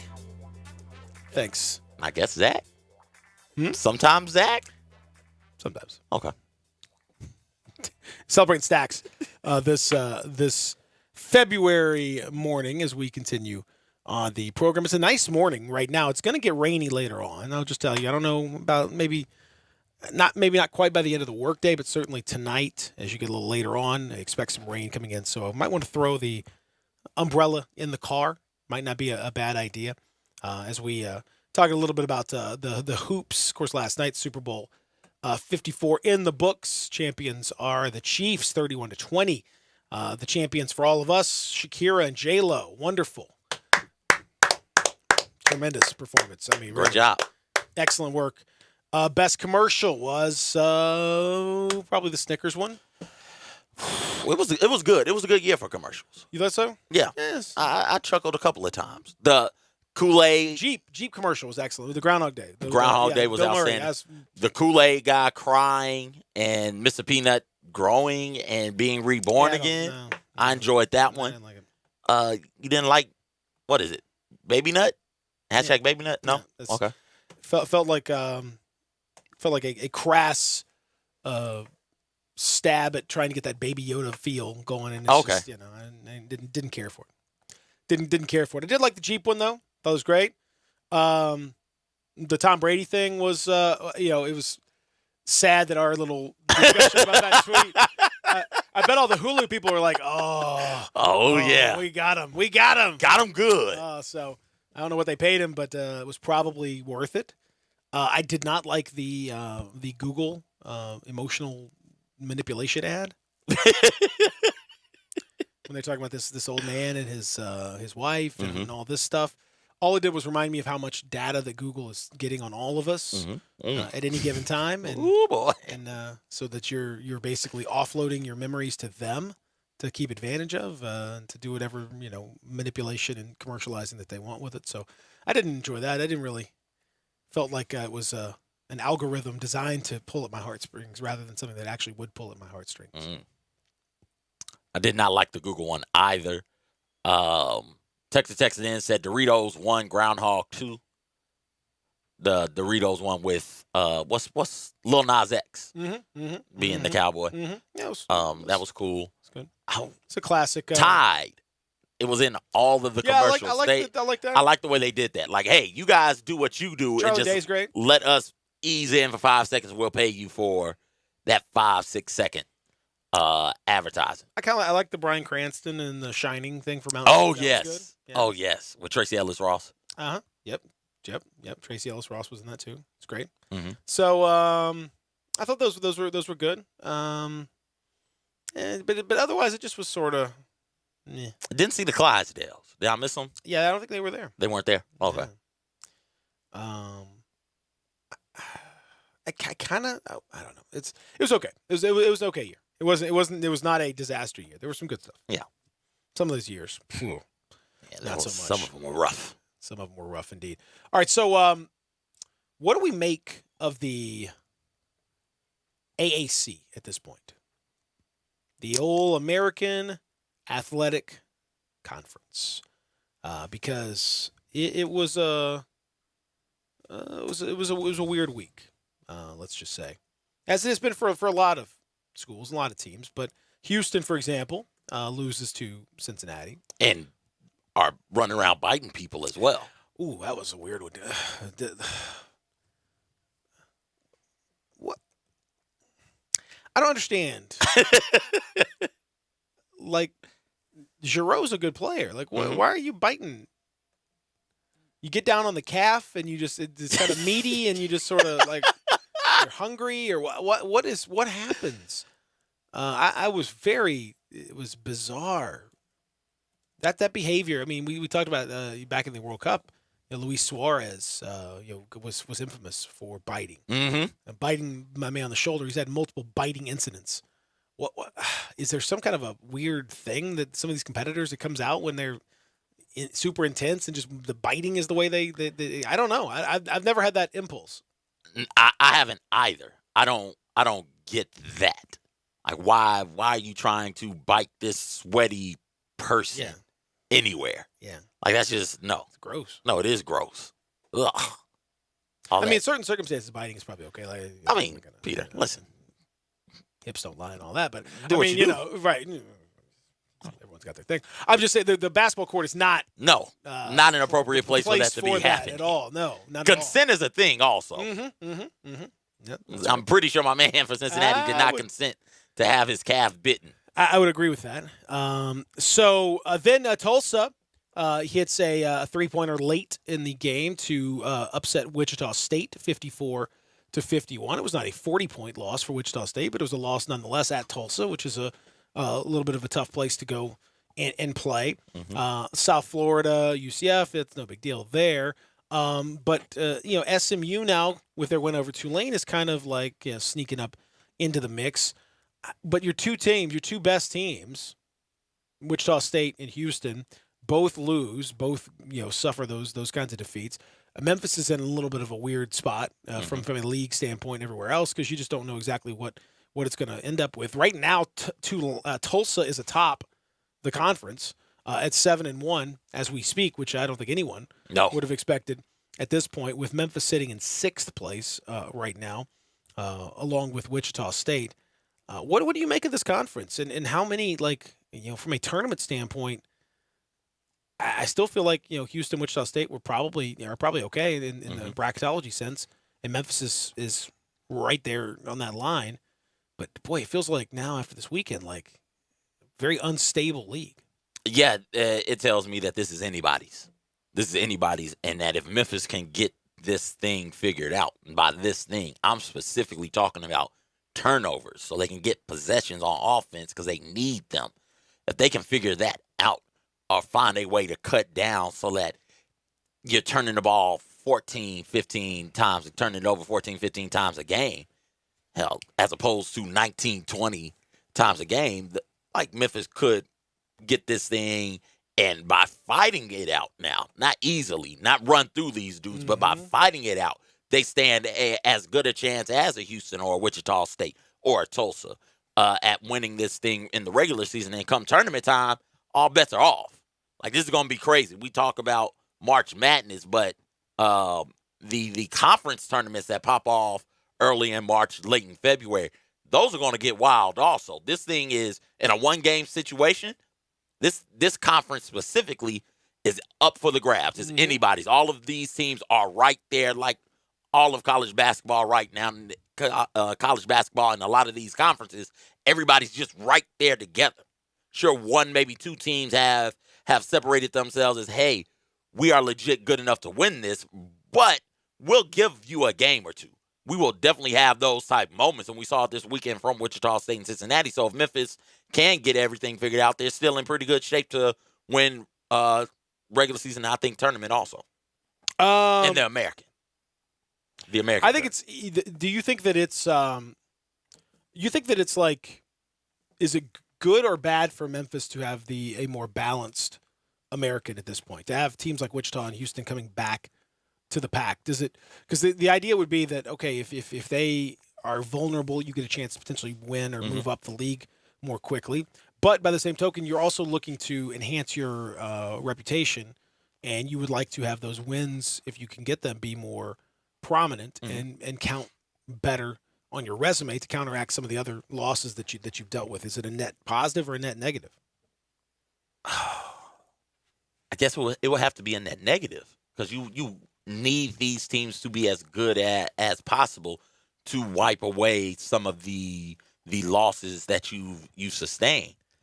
But winning is what's important. As long as they are in and remain in that quad one area, I think Memphis is fine. I don't think that they've suffered any particular loss that is so damning that a win over a quad one team on the road or at home can't, or a couple of those wins can't overcome it. I know they lost by 40 to Tulsa, but 40. Tulsa is leading the conference right now. So with all the games left that Tulsa has to play, the more they win, the better that looks. Well, the less bad that looks. So you can say, hey, we had an off night. Tulsa's actually really, really good. So you can use that argument. But they're going to have to beat Houston and Wichita State to get into this tournament and avoid losses to your UConns and your Cincinnatis on the road and your Temples as well. So that is where they are, man. I wish that Houston and Wichita State were ranked a little bit higher for the Tigers, but as long as they stay in that quad one category, I think that would be enough to get Memphis in. Well, it would be helpful for them if some of these other teams would do a little more for them. But you thought that maybe, for example, NC State and Tennessee were your two best wins on the year, right? I mean, those are the ones that you're kind of hanging your hat on. Yeah. Well, those two teams combined have now lost 6 straight games over this weekend, 3 straight for each of them. For NC State, they lost to Georgia Tech, then lost to North Carolina, then lost to Louisville, which, again, those are not – I guess Georgia Tech and North Carolina are surprising based on but, I don't know. NC State doesn't appear to be a particularly great team at this point. They're going to play Miami. That's at Miami is kind of a toss-up for them. That'll be on Wednesday. Syracuse, then Boston College, which should be a win, even though it's on the road. Then Duke, Florida State. But NC State's now looking at probably potential of losing 3 of their next 4 of their next 5. Yeah. Depending on what happens with this Miami situation, that's not going to help. They're already hanging right now. You'd like that win to be helpful, but as it stands at the moment, they're sitting at 69 in the net.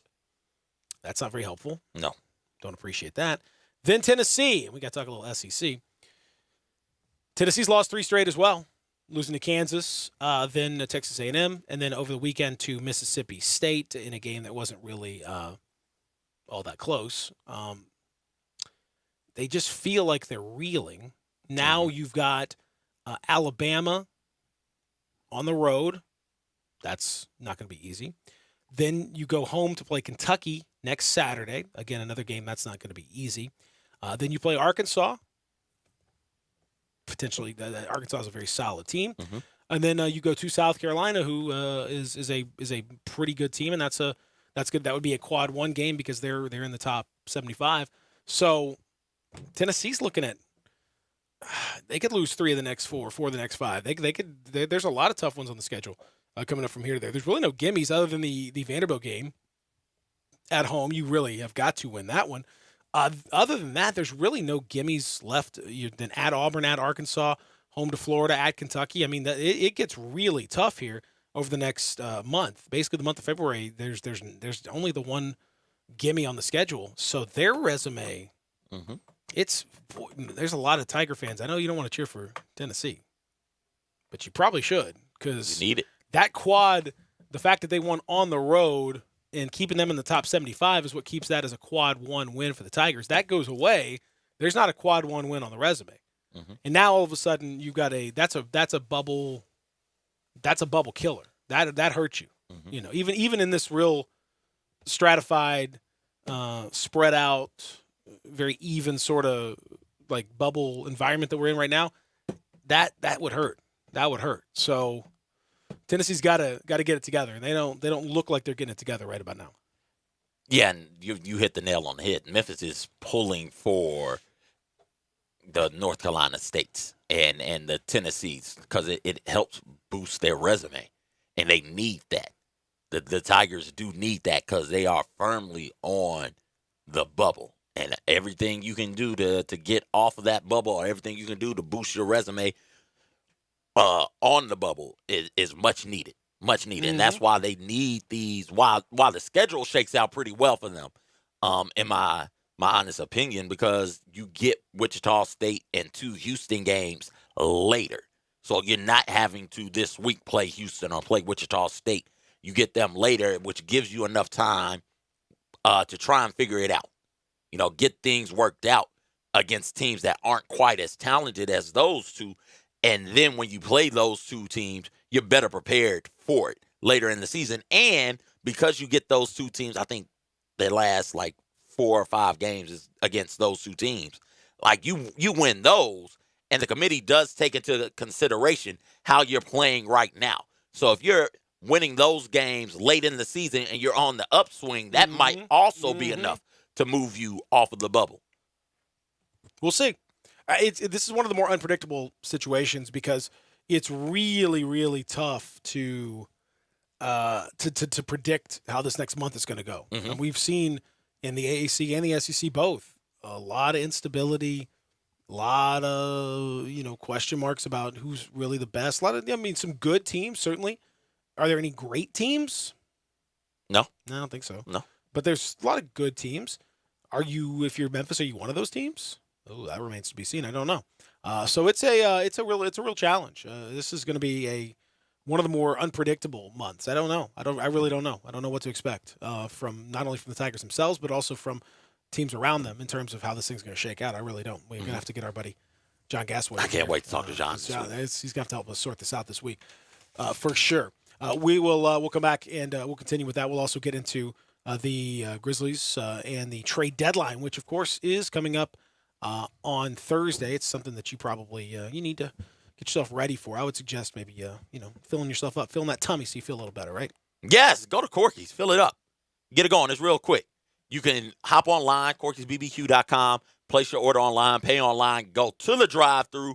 They ask for your name, you tell them your name, they confirm your order, you drive up, and they just give you your food. You don't have to go in. You don't have to miss that much time at work. You can get in, get out real quick. They have great lunch specials daily. The regular pork sandwich is $4.99. The jumbo pork sandwich $5.99. The catfish sandwich $9.99. And one of my favorites, the infamous pork nachos for only $5.99. And of course, they have the daily lunch drive-through combo special. That's a regular pork sandwich, fries, and a 32-ounce drink for only $6.99. Dine-in, takeout, party packs, full-service catering, private venue, mail order, and more. Again, get all of those facts at Corky'sBBQ.com. It's a taste of Memphis everywhere. Back after this on Sports 56 Mornings with Peter and CJ, live from the Family Leisure Studios. Real Sports Talk, Sports 56, 96.1, 87.7. Sports 56 Happy Hour with Johnny Radio. Weekday afternoons from 1 to 3. Here on Sports 56, 96.1 and 87.7 FM.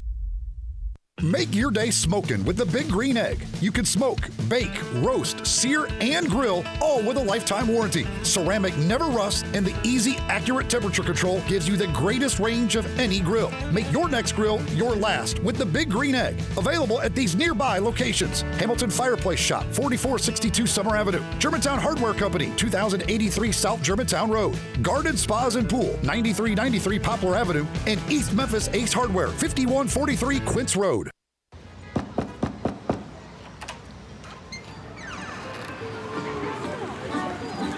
We could stay here forever. We deliver olives, Greek sandals, and everything you need to relive that perfect trip to the Mediterranean. But what you really get when FedEx knocks on your door is so much more. FedEx Delivery. Memories. What we deliver by delivering. Mid-South Power Distributors is your source for all things diesel. Their newly renovated drive-in repair shop is open to the public. Whether it'll be your everyday driver, farm equipment, fleet vehicle, or heavy-duty truck, their ASE-certified technicians will get you back on the road. The on-site dyno is ready to run all the necessary diagnostic testing. From preventative maintenance to complete overhauls, Mid-South Power can handle it all. Stop in today at 3288 Mill Branch Road or call 901-396-0710 and online at mid-southpower.com. The Vargas family, legendary Memphis restaurateur, starting with Mr. Charlie and continuing today with his grandchildren. Brett, it just dawned on me the other day that while Memphis is celebrating its bicentennial, the Rendezvous has been here well over one-third of Memphis's existence. Someone asked me if we remember the day the Rendezvous started, and I tell them no, because if we thought it was going to last this long, we'd have kept much better records. But we're not a place to rest on our laurels or reputation. We're always trying to add new things to make our customers' experience more enjoyable. Friday lunches have always been special because we give away our red beans and rice. But we are now adding a sausage sandwich. It's the same sausage we serve on our cheese and sausage plate, but it will be served lengthwise on the bun with beans and slaw on the side. We've also partnered with a company called Devillet out of Dyersburg to introduce a new sweet glazed mustard with Rendezvous seasoning in it. It will really go great with a sandwich. I still recommend adding slaw. My grandfather had a hot dog stand on Beale Street in 1916, and we've come full circle using his slaw on our hot dogs. Hope to see you this Friday at the Rendezvous. In the Alley in downtown Memphis. Hey, Bugsy, you hear the news about Vinny? Yeah, it's a real shame he owed money to the IRS and they finally cut up with him. Just like Al Capone. If the IRS can get to Capone, imagine what they can do to little old Vinny, huh? Poor cat, he was on top of the world, then bada boom, bada bing. What Vinny needs now is an offer he can't refuse. Hey, you got a tax problem? Does the IRS claim you owe them a bunch of dough? They can get you too. So call the tax relief line now and learn if you qualify to negotiate your $10,000 plus IRS tax debt for up to a 75% savings. Don't be like Al or Vinny and get busted. Make this free call now. Learn how you may be able to pay the IRS less. Call now. 888-789-5043. 888-789-5043, 888-789-5043, 888-789-5043. We are Real Sports Talk. Sports 56, 96.1, and 87.7. Available on your radio dial at 560 AM, 96.1, and 87.7 FM, as well as online around the world at sports56whbq.com. Take us with you everywhere on your phone or tablet by downloading the Sports 56 app, and at home, tell Alexa or Google to play Sports 56. If it's happening in the world of sports, we've got it covered. Wherever you are, stay tuned to Real Sports Talk. Sports 56, 96.1, and 87.7. Welcome back to Sports 56 Mornings with Peter Edmiston and CJ Hertz. This hour is brought to you by East Memphis Ace Hardware at Quincy White Station. Here once again are Peter and CJ. Silver buttons all down her back. Hello, tipsy toe. What's up? She broke a needle. Yo, she why you keep pointing at me? Walking the dog. Just wondering if you knew this song. It's Walking the Dog. Is this Rufus? Okay, all right, you're getting back. Getting it back. Let's go after a rough start. But we're getting it back. Rough start, I got it. Like Mahomes over I here. got Yeah, it. Tough. Woo, that start, though. How you finish? How you going to finish? I don't know. That's the important thing. How you I going don't to finish? know. And I got Rufus because I was hoping Zach would go to the actual, like, clip of it, of the song being played on the computer so I could see it and read it. But he didn't even go to it. I did that all from the dome. From the dome, he says. Fascinating. Okay. Well, as we mentioned, coming up, we're going to talk a little Grizzlies and trade deadline situation. The Grizzlies, over the weekend, only had the one game. It was in New Orleans. It was not a good one, but then understandably so, because Jaren Jackson Jr. had been suspended for the game because of the whole situation that happened in New York. Kind of a BS situation with the NBA, but that's the letter of the law, so there you go. He and Marko Guduric missed that game. As did Brandon Clark, injured. We'll see what Brandon's situation is for tonight's game. But without Jaren and Brandon Clark going up against a Pelicans team that has some pretty talented bigs. It was not a good situation at all. And no surprising, not a surprise to see that the Grizzlies hung in there for a little while and made it interesting, at least in the first half. And then big third quarter run kind of pulled away, and then that was that on that. So not a shock necessarily. We'll see if Brandon Clark's hip situation flares up, but he's not on the report, so I think he's going to be okay for tonight. I think it was just a precautionary measure, maybe sometimes teams will take out of the schedule. That you're in a situation where without Jaren Jackson Jr., it was already going to be difficult for them to win in New Orleans anyway. So with Brandon Clark, a little bit of a hip situation, maybe just going to hold him out and just sort of take the loss. It's coming anyway. Just roll with it and go on to the next one, which I think is probably what happened in that situation. Got more Ja theatrics. That was fun. Got some Zion stuff too. Zion did some crazy stuff. It was so understandable, but Grizzlies back under 500, have a chance to get back to 500 tonight with a win over the Pistons, who are frisky but not a great team. Yeah, and it's with the trade deadline approaching, I wonder how this is going to affect not only players on the Grizzlies, your Jay Crowders, your Solomon Hills, but Derrick Rose. He's having a really good year for the Pistons. I wonder if his head is it probably is. He's a professional. He's been through this a couple of times. But I wonder, though, when those rumors get to swirling around you, it is hard to focus in on the task at hand, on simply playing basketball when you may have to up and move your whole family middle of the year or middle of the season. That's these guys have to think about that. There's no question that's part of it. And a lot of the guys have as you get older, you get a little more used to dealing with the possibility that you may be moving. And most of these guys have, like, for example, when Jonas Valanciunas was traded last year, Marc Gasol, those guys they left their families essentially in place and then went and played, and then the families joined in the summer pretty much. I mean, that's kind of how it normally works, where guys, if you got a family, you get traded in February, that you've got school, so you can't just up and take the kid away from school most likely. And even if you could, the arrangements are take so long, and you got to find house. It just becomes a thing. Most guys leave their families in place and then go and play, and then if they have a long-term thing, move them over. If not, then you kind of reassess wherever you're going to be in the summer. So that's that part of it. While it's definitely a distraction, it's definitely like it's on your mind, I'm sure. Most guys have kind of accepted that that's part of the deal. There's very few guys that can say especially in the summer, but even now in the trade deadline, there's very few guys that can say with absolute certainty, like, look, I'm definitely not going to get traded. Yeah, John Morant's definitely not going to get traded. Jaren Jackson Jr. definitely not going to get traded. Brandon Clark definitely. Those guys, they can feel free to. They don't have to rent. They can buy. They're good. They're good for a while. Everyone else, probably won't. But if the right situation crops up, who can say? And that's where most of the league happens to be. Because, like, for example, the Rockets, and we'll talk more about it on the other side, but the Rockets, the discussion during the Super Bowl with Woj. Hey, come on, Woj. Super Bowl. Come on. Cut everybody a little slack during the Super Bowl, and then we're good. Talking about Houston dangling Clint Capella, and the idea to try to end up with something that will get them the wing help that they need. Iguodala would be a notable fit there.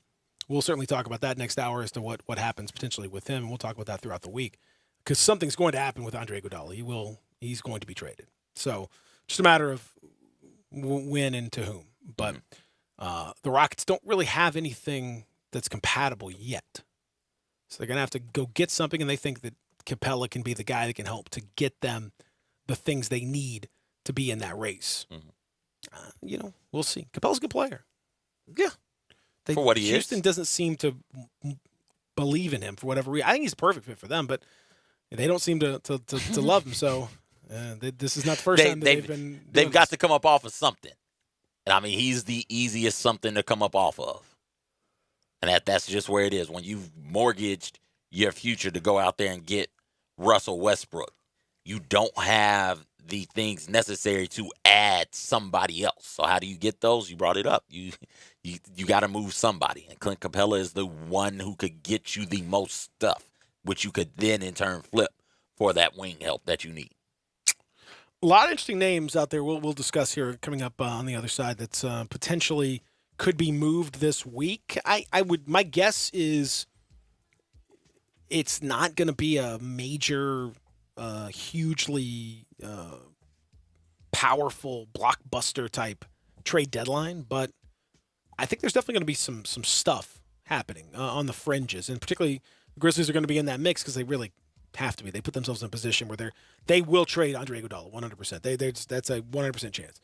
They're not going to buy him out. They've got him. I mean, I can't envision a situation where they don't trade him, but if they didn't, they wouldn't buy him out. They've come too far on that whole front. Like they're just because they're a playoff team. Mm-hmm. If you buy him out and like the Clippers or Lakers get him and you play against them, and that's what are you teaching your players? What do you teach you're trying to give your team a chance. So no, they couldn't do that. That's a bad look. It's demoralizing. It would be bad for the locker room. No, they're not doing that. So they are going to trade him. They'll trade him. To whom? That remains to be seen. Maybe we'll figure that out on the other side as we continue here live from the Family Leisure Studios this hour, brought to you by our friends at East Memphis Ace Hardware, Quince, and White Station, CJ. You know it. You've been there. Yeah, I have. Helped a lot of our friends out with their keys. Kari. Our buddy Kari. Key fob. Needed that fob, went over there, took care of him, just like they've done with so many other folks. It'll save you hundreds of bucks. If your key's not working right, you got one of those cool, touch-free or, touch ignitions and all that. You don't need to put the key in. All that, a lot of those, that's kind of the thing now. But if that thing breaks, you're like, oh, well, now what am I going to do? It's going to be a lot. What am I supposed to do? What are my options here? Well, you may not think about folks at East Memphis Ace Hardware for the next about 8-9 months. They've got the exclusive on Duracell key fobs over there. That'll save you hundreds of dollars on a brand new key. Go see them for that and so much more over at East Memphis Ace Hardware, Quince, and White Station, right behind Three Little Pigs next to Billy Hardwick's. Hour number 3 on the way. Stick around here. Sports 56 Mornings with Peter and CJ. Sports 56, 96.1, 87.7.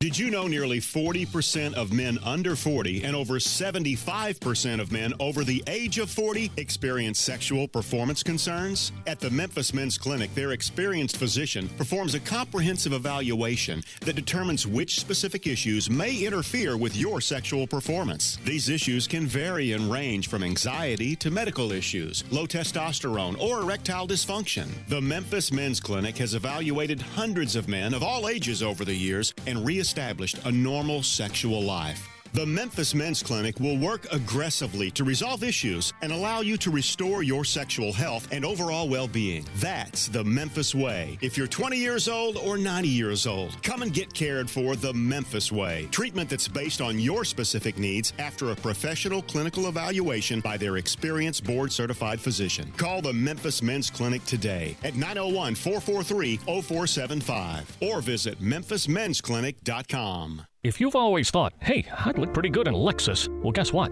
Lexus thinks so too. Lexus is offering you the Golden Opportunity Sales Event. Great offers on all 2020 models and special lease options. Drive in luxury and confidence, knowing that every new Lexus comes with complimentary first and second maintenance services. Stop by Lexus of Memphis, 2600 Ridgeway, and put yourself in the driver's seat of an all-new 2020 flagship LS500. Hey, you look pretty good there. Lexus Golden Opportunity Sales Event at Lexus of Memphis. Experience amazing.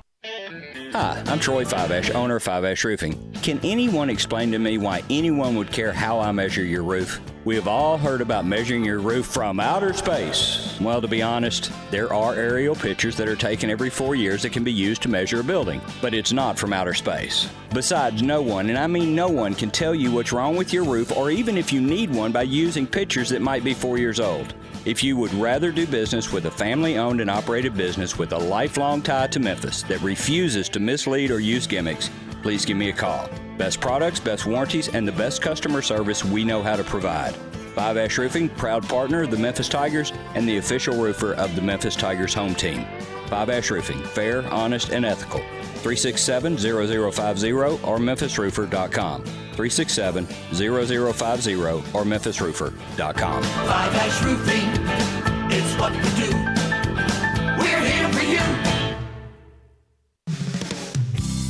DeSoto Auto Sales specializes in late model cars with low mileage. They have the highest standards in the car industry. All of their cars are test driven, checked out from head to toe, unlimited inventory, every make and model. And if it's not on the lot, they'll find it for you. Walk in the door of DeSoto Auto Sales, 5704 Goodman Road. Within 45 minutes, you can test your car, get credit approval, and finish paperwork within an hour. No shortcuts at DeSoto Auto Sales. Kind, courteous employees, a down-home environment. DeSoto Auto Sales cares about your time.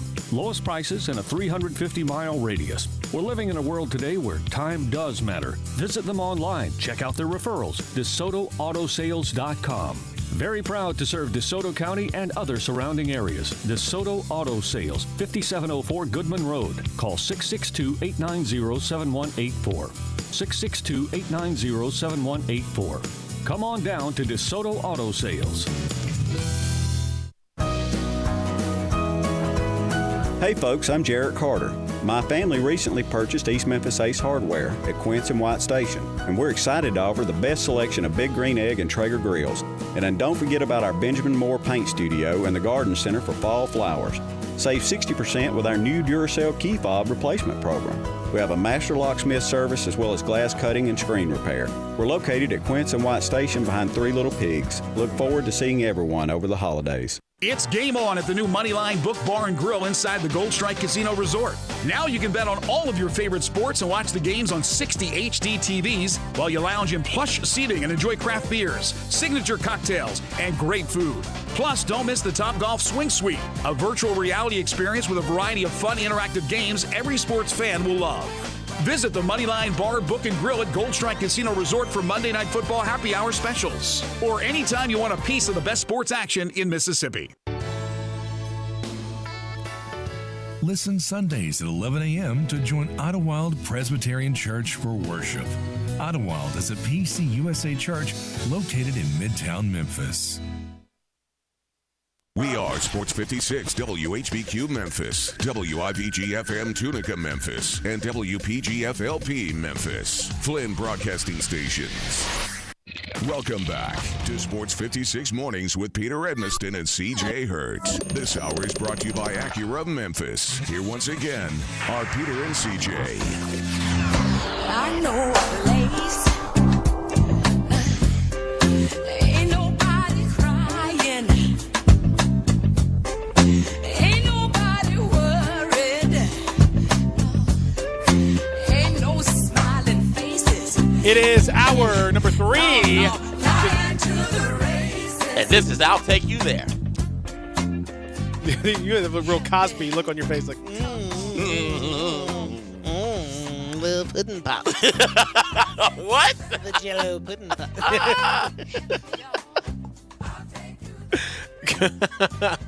We're here in the Family Leisure Studios. We are. It's a bright morning. Touch on the overcast side, but it's nice out there. Won't be quite as nice throughout the rest of the day. Into the evening, expect some rain later on. So I don't know exactly when that's going to start. I'm not Ron Childers out here. I don't know exactly when it's going to start, but I would say there's a chance it happens this afternoon. So throw that umbrella in the car if you haven't already. Throw the rain gear in there for the kiddos. We were talking a lot of hoops, although of course we did spend a great deal of time talking about the Super Bowl last night. The big winners were, of course, everyone who watched the halftime show. Yes, but then also the rest of the winners were the Kansas City Chiefs. Mm-hmm. They are victorious. They are the champions. The 49ers, you blew it! You had a chance, and you just couldn't finish the job. Mm-hmm. It was right there. Don't be scared. 31-20. Can't be scared, man. Scared Call money. that time out. Call that time out. Minute 45 in the half. Go down there and try and score. Patrick Mahomes, MVP. I would say just, off the top of my head, one of the worst MVP performances I can remember, although he came up big late in the game, but really did not play particularly well. It was one of the worst games I've seen him play in a long time. But I don't know who else would have necessarily. I mean, maybe Damian Williams. Probably the one that would come to mind. But Mahomes was almost certainly going to get it. Just, if they won, it's probably going to be Mahomes, more likely than not, and that's indeed exactly what happened. Now, one thing that we didn't get a chance to talk about Friday night. Did you watch the Kobe tribute? No, I did not. Oh, boy, man, it was something. Yeah, that pulled the heartstrings a little bit. Yeah, it was in L.A. First game back in Staples, Lakers Blazers, and LeBron with some very heartfelt pregame words from the heart. He had a speech, but then he threw it away, and it was you could tell it was tough. The tribute they did was in Kobe's own words, which was and they got to the part where they were showing him and his daughter, and it was it was a lot to deal with. They had a cellist playing during it was great. I mean, it was really really good, and the game itself tough for those guys to get out there and play, and it was a wonderful game back and forth. I mean, and Damian Lillard was just unreal. I mean, don't look now. The Blazers are a game. Yeah, the Blazers are the concern for the Grizzlies right now. No question about it. The Blazers are, as much as the Pelicans could potentially be, and the Spurs have been the Blazers. They're the ones to watch. They are. Dame has decided to just go off. Just put this whole thing on my back. Let's ride. He is. I mean, the numbers are insane. I can barely even kind of like look at him. Like I look at him again, and I sort of like rub my eyes. And a third time, forget about all the talk about the trade deadline and all this stuff. We love to talk in the NBA about storylines and this and that and the fights and this and the whole thing. But the games themselves, the stuff that I really enjoy, you watch Damian Lillard play the game. It is breathtaking what he's doing. And in the last 2 weeks, CJ, he is averaging 49 points per game. That's over the crazy. Over the last 6 games, 49 points per game. He had 51 against Utah on Saturday.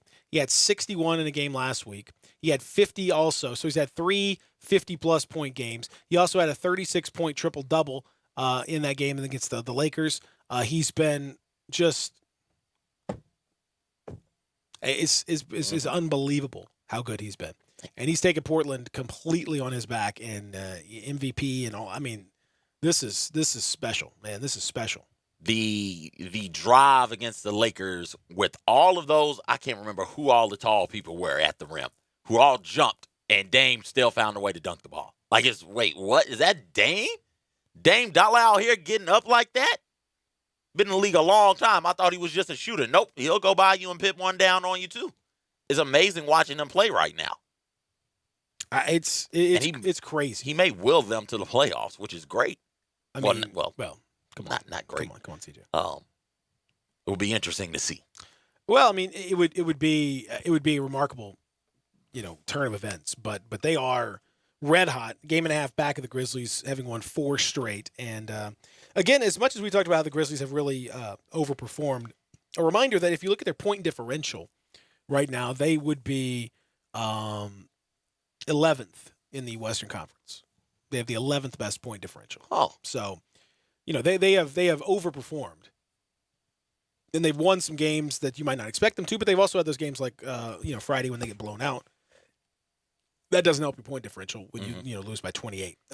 So that's there is that. But I think it's now you can wipe out the Kings, the T-Wolves, who have lost 11 straight now. One of the great stats I've ever heard. Okay, good, because I'm glad you're gonna bring this up. This is ridiculous. Karl Anthony Towns, yes, has not won a game since November 15th. Gosh, it is February the 3rd as we speak right now, isn't it, or is it the 4th? It's the 3rd, I think. Yeah, it's the 3rd. It's the 3rd. February the 3rd. Mm-hmm. It's February the 3rd, 2020. He has not won a game personally, or been on a team on the floor, has not played in a game that his team has won since November 15th. That is a long time. Very long. Now, he has been injured, so that's been part of it. But when he has played, he is on a personal 15-game losing streak. Good Lord. That ain't good. Now, you can say what you want about the team and all this sort of thing. And that team is not very good, I agree. They have issues and all that. But if you are an all-NBA level player, you would think at some point you would just win a game just by being really good and just kind of take it over. And let's beat a bad team and let's just get a win. Get that W. Just kind of knock this thing out. And then just, we can go back to being bad or whatever. But let's at least stay away from being historically terrible. They can't do that. I mean, look at what Dame is doing in Portland for an interesting comparison. Like that is a team that is underachieving and underperformed so far in this season. That was a team that got to the Western Conference Finals that I thought had one of the better backcourts, one of the best backcourts in the NBA, and Dame and CJ McCollum. And now they are fighting for just to get into the playoffs, not seeding, not competing with the Jazz or the Nuggets or the Lakers or the Clippers for seeding. They're fighting just to get into the playoffs. And Dame, the past 2 weeks, the past 6 games, like you said, has really said, okay, we've got to get there hella high water. Hop on. Let's go. I'm going to do my best to carry us all the way there. And we've seen them get a couple of wins, get on a nice win streak.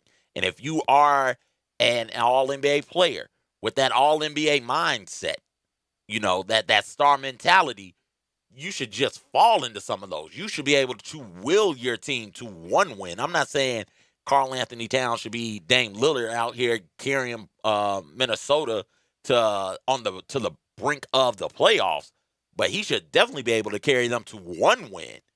Just one in the past 11 games. Just one. One. That's all we're asking for is one, and so far he hadn't done it. It is troubling. Obviously, he's not going to be traded, but there are other guys in that team situation. Most notably Robert Covington, who probably will get traded over the next little bit. Minnesota's reportedly the most active team in trade talks with a lot of different teams around the league, and it makes sense why they suck. They once again have to retool. They've been retooling for. Since Kevin Garnett years? left? I don't know. How long have they been retooling? They've been tooling and retooling and what did they get for again KG? And retooling again and it was the last year of his deal in 2008. What was that trade? So the trade to Boston, it was Kevin Garnett going to Boston for Al Jefferson, Ryan Gomes, Sebastian Telfair, Gerald Green, Theo Ratliff, cash considerations, Boston's 2009 first-round pick, which was top 3. I don't know who it was. And then also a 2009 first-round pick, which Minnesota traded to Boston in the Ricky Davis, Wally Zerbiak trade. And off of that, they're still retooling. Still. Like, I don't know, man. I don't know why they can't get this thing figured out. And again, by figured out, I'm not saying get to the playoffs, which 15 years they should be able to get to the playoffs. I'm saying win one game in 11. Like, have your star stud player not be 0-15 in his last 15 games. Like those types of things, those little things I think we take for granted with functioning franchises and functioning teams. When you see one that's being run poorly, it is all the more glaring. This is wild. And I don't know why you wouldn't, if you're Minnesota now, just say, okay, we got to just move on from Karl and let's retool it. Let's go all the way back to square one. What do you even get? I don't know. You begin to trade him at this point. Just to add on to the Kevin Garnett trade, the 2 first-round picks that they acquired, they spent them on Johnny Flynn and Wayne Ellington. Yeah!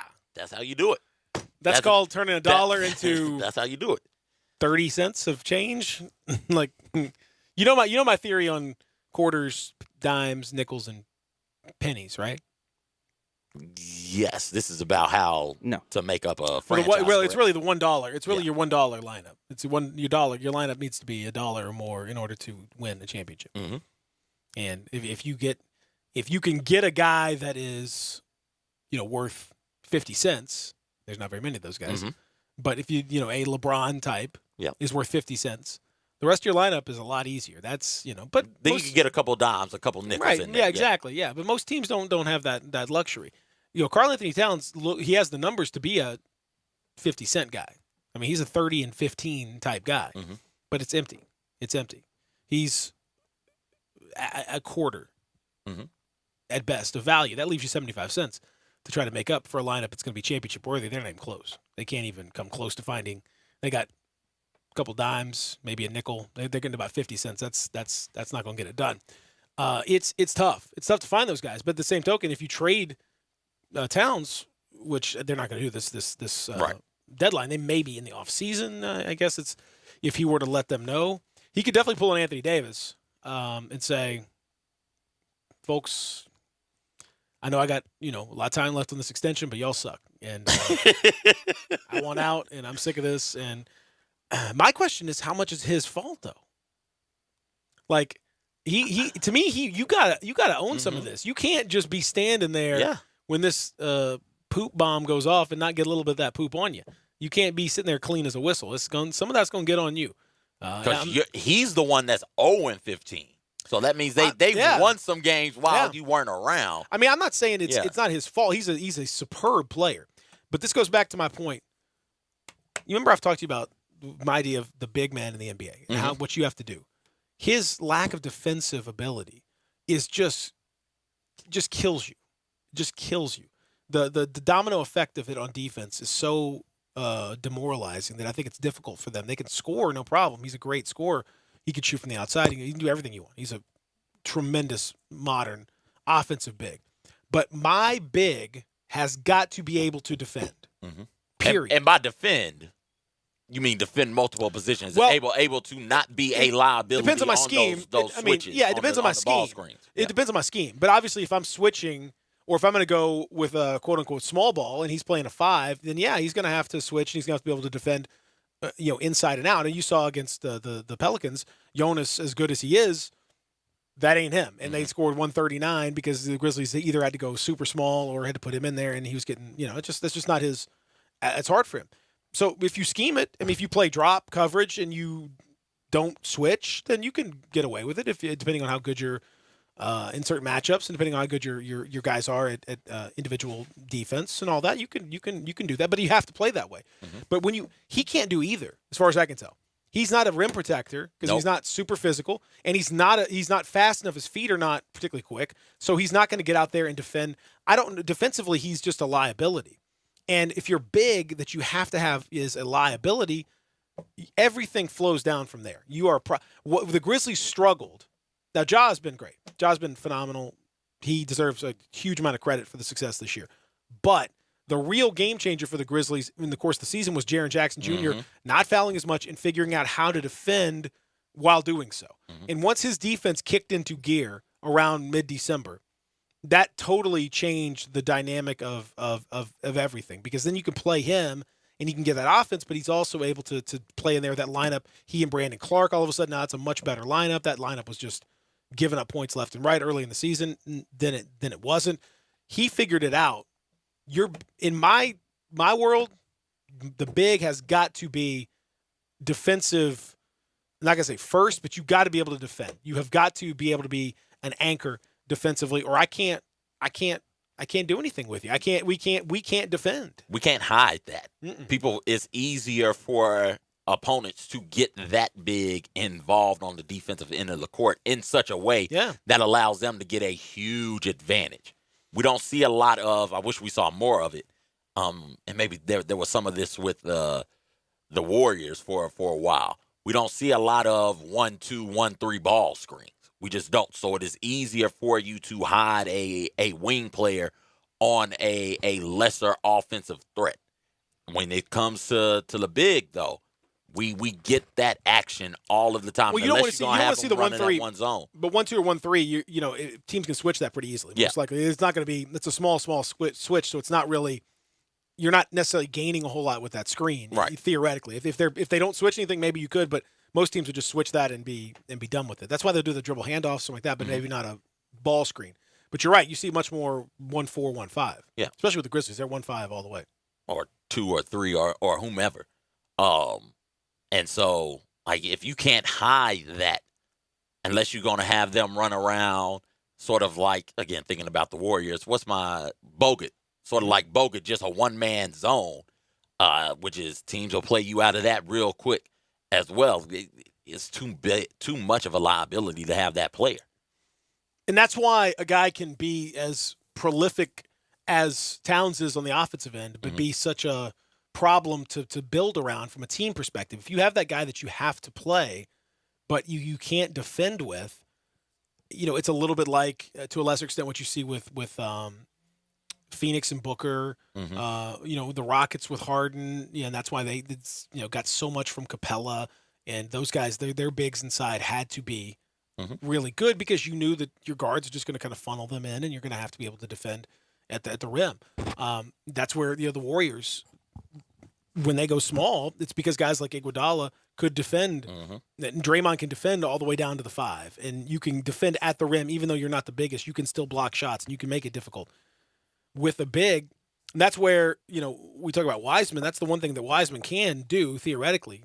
I'm not sure about his physicality at the NBA level, but he does have a lot of shot blocking instinct, and he's could be a tremendous shot blocker. Well, I'd rather have a guy that's deficient on the offensive end, and I'm not sure about his shot and everything else, but I'd at least be confident that he's going to be able to defend, and I'm okay with that. I can live with that, but that's why I'm not like DeAndre Ayton. Like everyone that's talking about taking DeAndre Ayton, first overall, or taking him before you take Jaren Jackson. You're seeing now with the Suns.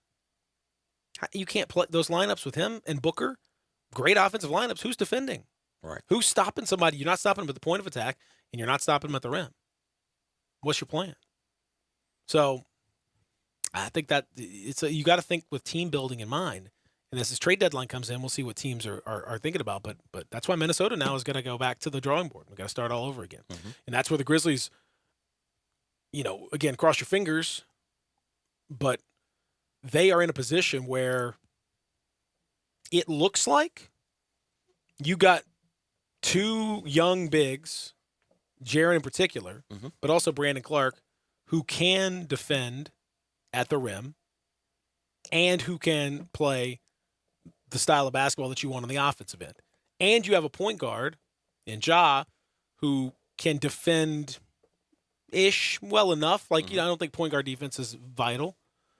But okay, tries. And funnels your guys in. You got that's a real good modern core. Like that, as long as everything kind of is going in the same direction, like that's pretty good. That's pretty good in the league, man. Yeah. You've got what may be a couple of quarters on the team. Maybe even $50. Maybe. As well. Yeah. Throw that in there. Could be. Like that is good from a building standpoint, and that's all because they are so versatile. Jaren and Brandon and Ja, we'll throw Ja in there as well. Just versatile players, players who you can stick in different situations in different spots on the court, and good things are going to happen. Like you can give Jaren the ball at the top of the key, and he can make a three. He can shot fake and go by people. He can make the next pass, go set a screen, and then roll. Like there are several different things Jaren can do. Brandon is the same way, and he's money a foot in the paint, anywhere near the paint. The man is money. So it helps getting as many different things as you can in one player, and not necessarily focusing on and overreacting to the one thing that the player does exceptionally well. It's that's where team building, Grizzlies may be in good shape. Should be in good shape. Should be. If all goes according to plan. When we come back, we'll continue to discuss the trade deadline. We'll also get back into the Tigers a little bit, and a little more on the Super Bowl, the commercials, the halftime show. Ooh, the halftime show. All of that as we continue here. Yeah, that's right. Yeah. CJ got a little emotional there. I did. Thinking about that halftime show. Had to close my eyes. A lot of youngsters learning a lot. That's what it's all about. Learning, getting grown. It was a learning experience. It was a really good learning experience for a lot of them, and that's really what it's all about. As we continue on this hour of the program, brought to you by Acura of Memphis. Real Sports Talk, Sports 56, 96.1, 87.7. Greg Gaston and Eli Savoy get you through the midday with Sports 56 Middays. Delivered by FedEx.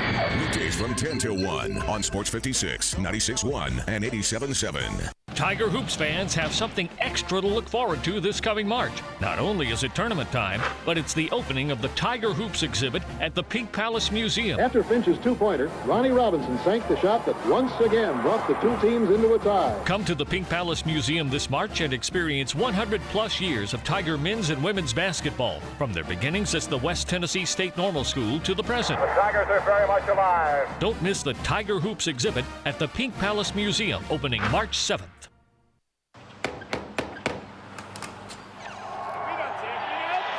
Upon official review, the ruling on the field stands. First down. We deliver jerseys, funny foam fingers, and everything you need to get ready for the game.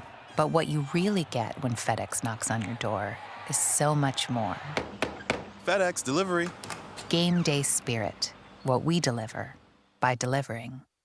Brian Elder's Roofing Solutions. I'm Brian Elder. It's been a particularly rainy season, and that stain on your ceiling isn't getting any smaller, exposing your family to the possibility of mold. Let me come take a look. 867-0303. Our technicians are Owens Corning Platinum Preferred, so don't let someone tell you that it has to be replaced if all you need is a repair to get several more years of life. 867-0303. Have me on your speed dial for when life's little catastrophes come up. 867-0303. Upgrade your roof to a beautiful Owens Corning Duration Architectural Shingle with a 50-year warranty and an unheard of 25-year labor guarantee. I'll measure your roof from outer space and give you a competitive estimate right over the phone. Buy now and pay nothing till 2022 with approved credit. 867-0303 or BrianElderRoofing.com. Call 867-0303. Brian Elder's Roofing Solutions.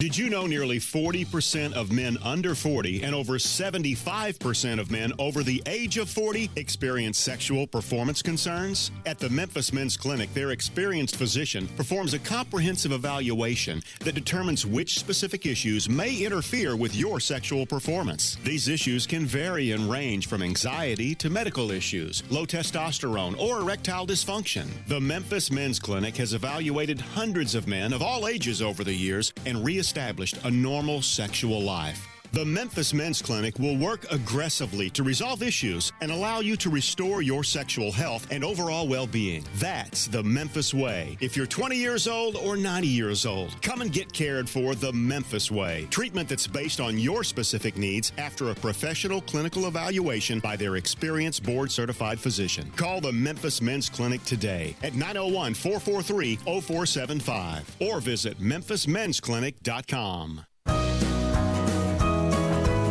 Hey folks, I'm Jarrett Carter. My family recently purchased East Memphis Ace Hardware at Quince and White Station, and we're excited to offer the best selection of Big Green Egg and Traeger grills. And then don't forget about our Benjamin Moore Paint Studio and the Garden Center for fall flowers. Save 60% with our new Duracell key fob replacement program. We have a master locksmith service as well as glass cutting and screen repair. We're located at Quince and White Station behind Three Little Pigs. Look forward to seeing everyone over the holidays. Got something you want to get off your chest? You better have a backup plan. Want to join the conversation? Someone needs to tell him he has to grow up. Join us on the First Bank phone lines at 360-8255 or the First Bank text line at 67129. Welcome back to Sports 56 Mornings with Peter Edmiston and CJ Hertz. This hour is brought to you by Acura of Memphis. Here once again are Peter and CJ.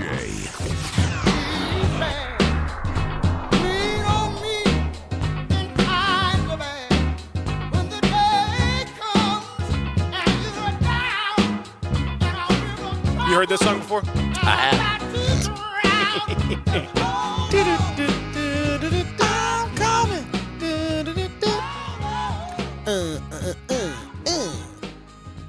Learn it a little bit. Learning and growing. And that's what it's all about. Paul says, thank you for the Stax love from the music director of Stax Academy. There you go. Thank you, Paul. Thank you, Paul. See, Zach, the music director of Stax Academy, is digging it. So you're doing good. Doing good work over there. Trying my best. We need to do a Stax crossover. We need to all month we need to do a learning, help you grow. I think that's just an individual. Take Black History Month and take it to the next level. Okay. You know what I mean? When you say crossover, like what are we crossing over stacks with? That's what we're crossing. But okay, we're crossover with our show to. I'm here for it. Help you learn. I appreciate just for you, really. Because I need it. That's exactly right. We can have the students play during the show. Exactly right. We always talk about the junior morningsers out there. That's what those are the ones. That's the ones. That's the future. We're always playing for the future, man. We're trying to help them out. So that's what it's all about. I agree. Let's make that happen. Okay. Let's get on that. Okay.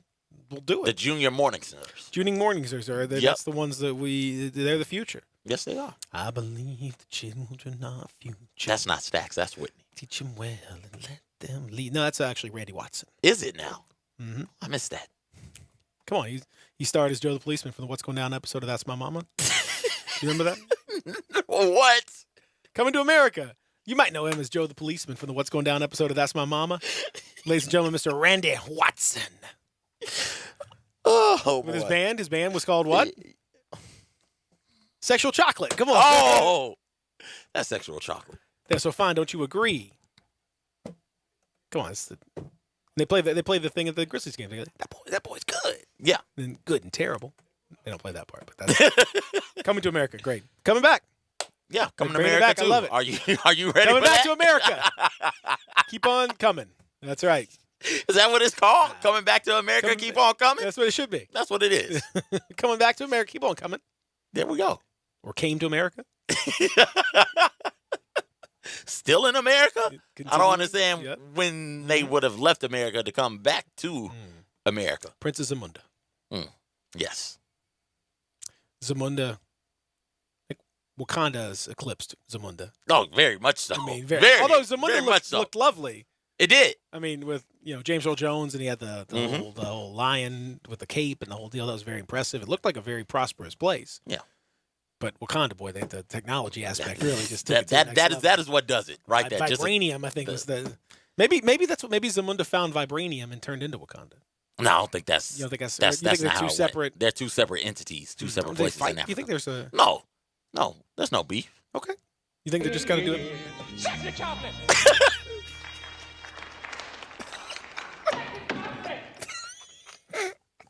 So good. That's it. Can you get him singing the song? Get the singing part when he says, "I believe the children are future. Teach them well and let them lead the way. Show them all the beauty they possess inside." That part is okay. That part just kills me. Have you seen it? You've seen it. Yeah, right? I've seen it. Okay, it's been a while though, right? Very long. So fine, don't you agree? I believe the children are our future. Thank you. Teach them well and let them lead the way. Show them all the beauty they possess inside. Give them a sense of pride. Make it easier. Some of the good stuff. Oh, that's so good. I love that. Thank you, Zach. You okay over there? I just got a tear in your eye. I love it. That's so good. I mean, the Randy Watson stuff. I watched that 1,000 times. I love it. Texter says, did they show the Cheetos commercial with MC Hammer? They did. Yes. They did. Can't touch this.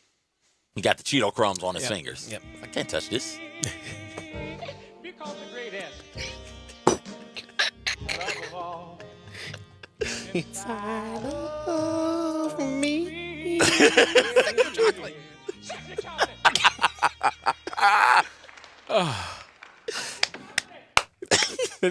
Stomps his feet. Oh man. Please. For everyone, go watch Coming to America again. If you haven't watched it, now's the month to do it. Now, well, sure. Okay. It's part of your Black History curriculum. Special permission? No, what is this, Black History curriculum? What are we talking about? Very here? much so. Is that part of Black History, the canon of Black History Coming to America? Yep. McDowell's? Yeah. Oh, McDowell's. The Big Mac, we got the Big Nick. Was it the bun had their bun has sesame seeds and ours doesn't? I think it was the difference there. I think so. And then Soul Glow, my man Soul Glow. Oh. Just let your soul glow When's the last time you watched this movie? Oh, it's been like years, but You need to go watch it because you are feeling this right now, it. man. Oh, it's the best. They get up on the couch and they all leave the little stain. All the stain on the back from the juicy drippy Jerry curl.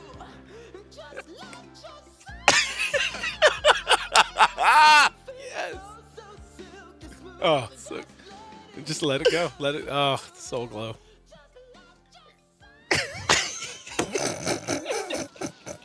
Man, it's so good. Oh, my man Daryl, he was great. Last night, the Chiefs let their soul glow. They won it. They felt oh so silky smooth as they won. Patrick Mahomes looks like he uses soul glow.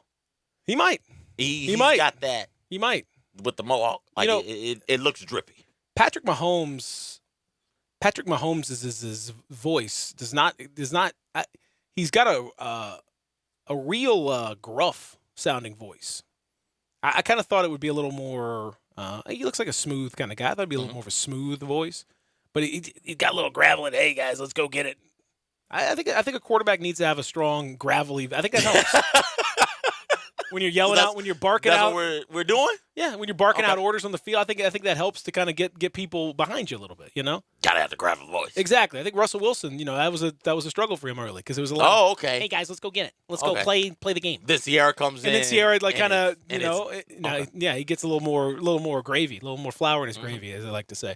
All right, guys, let's go, that kind of thing. All right. I think that's what he is out there. Does he talk fast enough in the huddle? Because Russell seems like he's got that cool, slow. Like Quiet Storm. All right, guys. You know what time it is. Like, Russell, we got a shot. Russell, we got a play man. clock, buddy. Like, we got 18 seconds left. Tell us what we're doing. Why? Short. Oh, yeah. Okay.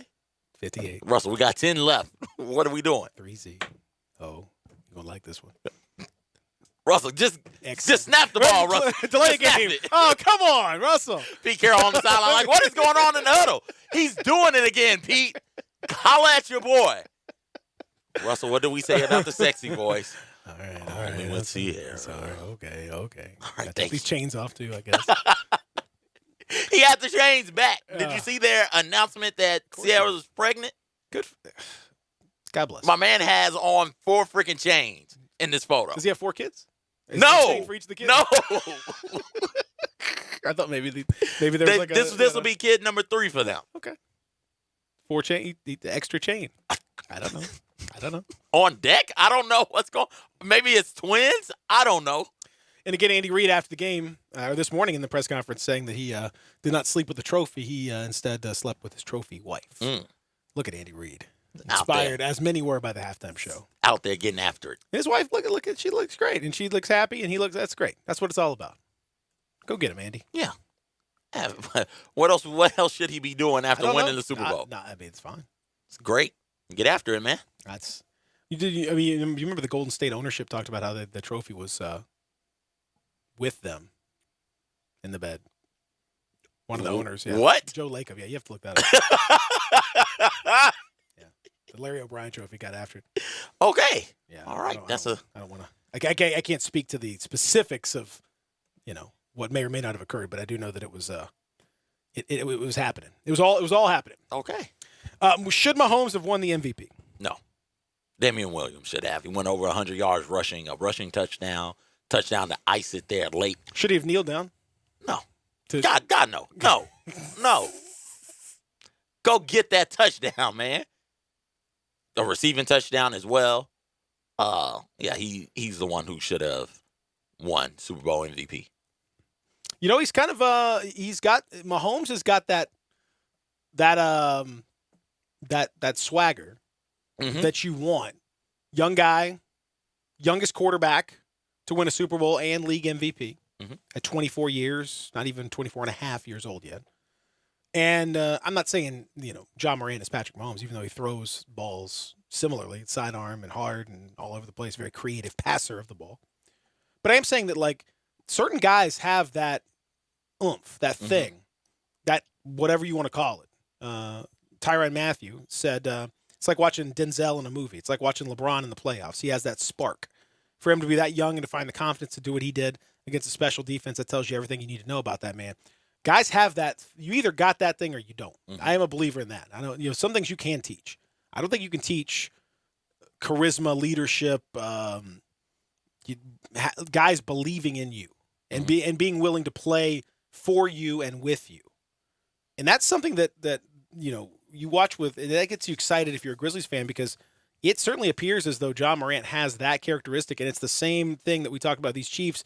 As soon as they saw Mahomes start doing the stuff he did last year, like, oh, okay, we can win something. Like, there's a confidence that flows through you. How do you think they come back from double-digit deficits in each game of the postseason? That requires a lot of belief in yourself and in your quarterback. It's a strong. I mean, that. Like I said, I'm not saying it's the exact same because obviously different sport, different situation, but that characteristic I found to be very similar. I think what you're hitting on is this is an interesting time to be a sports fan, because while you either have that, you're right, you either have that charisma, that ability to lead, or you don't. It takes a while for it to manifest. At least I thought it usually does, it would take a while. But think about Patrick Mahomes and Lamar Jackson. And then thinking about in other sports, think about how young Luka Doncic is and what he's doing right now. Think about what John Morant is doing as well. And I don't know what has happened. I don't know why these athletes, same age, mind you, as athletes beginning their career in the past, but they seem to come in with more of a singular focus, with their head already on their shoulder, and that maturity period is much shorter now for these professional athletes stepping in. And it's great and it's fun, because you go from a process that, from a rebuild or from a building standpoint, a process that in the NBA was 5-6 years, in the NFL 2, 3, 3, 4, and you shorten those down to almost immediately. Luka has gone from rookie of the year to, hey, we're in the playoffs now. Patrick Mahomes went from, okay, I'm finally getting my chance, to MVP, to Super Bowl champion. Just bow, bow, bow. Still under that rookie deal. And he's the reason why. It's not like there are a plethora of skill position players around him. Yeah, there are some that are really good, but none that are exceptional, none that I don't believe we would be like, oh, first ballot Hall of Famer right here. No, this is all Patrick. Patrick is doing this right now.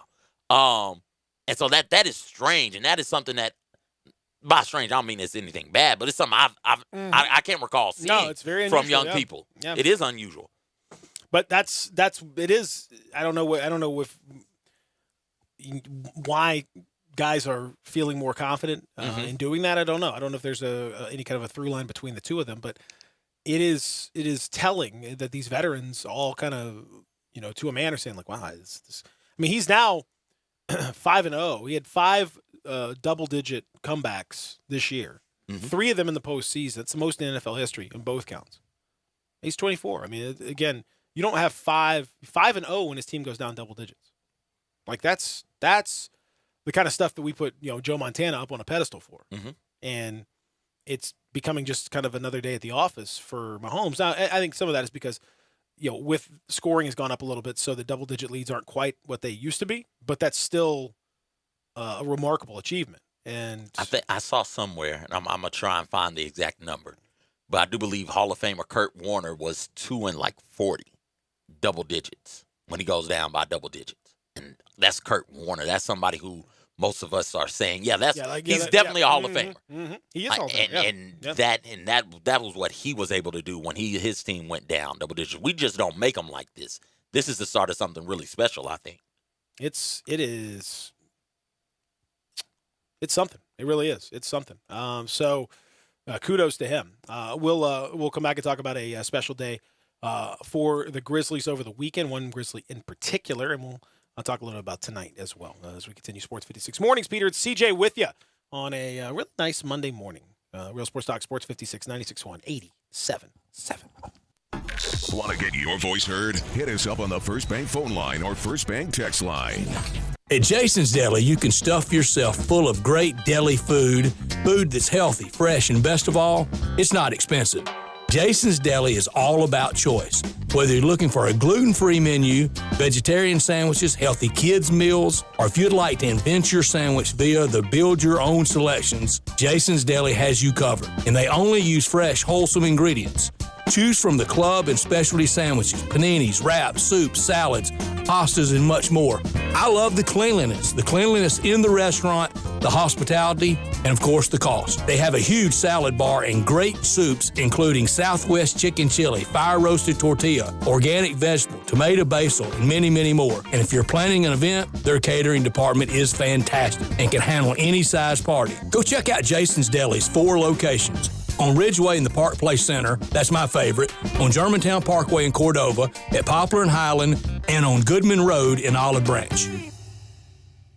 Hi, this is Troy Five-Ash, owner of Five-Ash Roofing. It is that time of year where the weather is unpredictable, and given the recent storms, it's a good time to discuss insurance claims. So here's a few things you should know. Always hire a local contractor, because if you have a problem with your roof down the road, you want to be able to find him.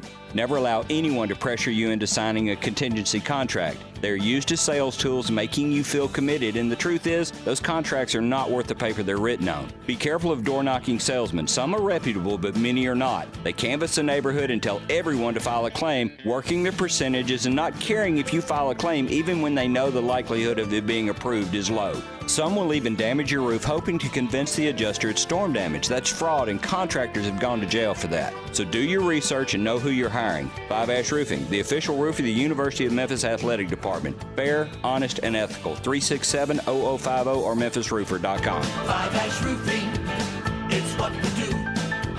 We're here for you. At First Bank Mortgage, their core purpose is to help you get to a better place.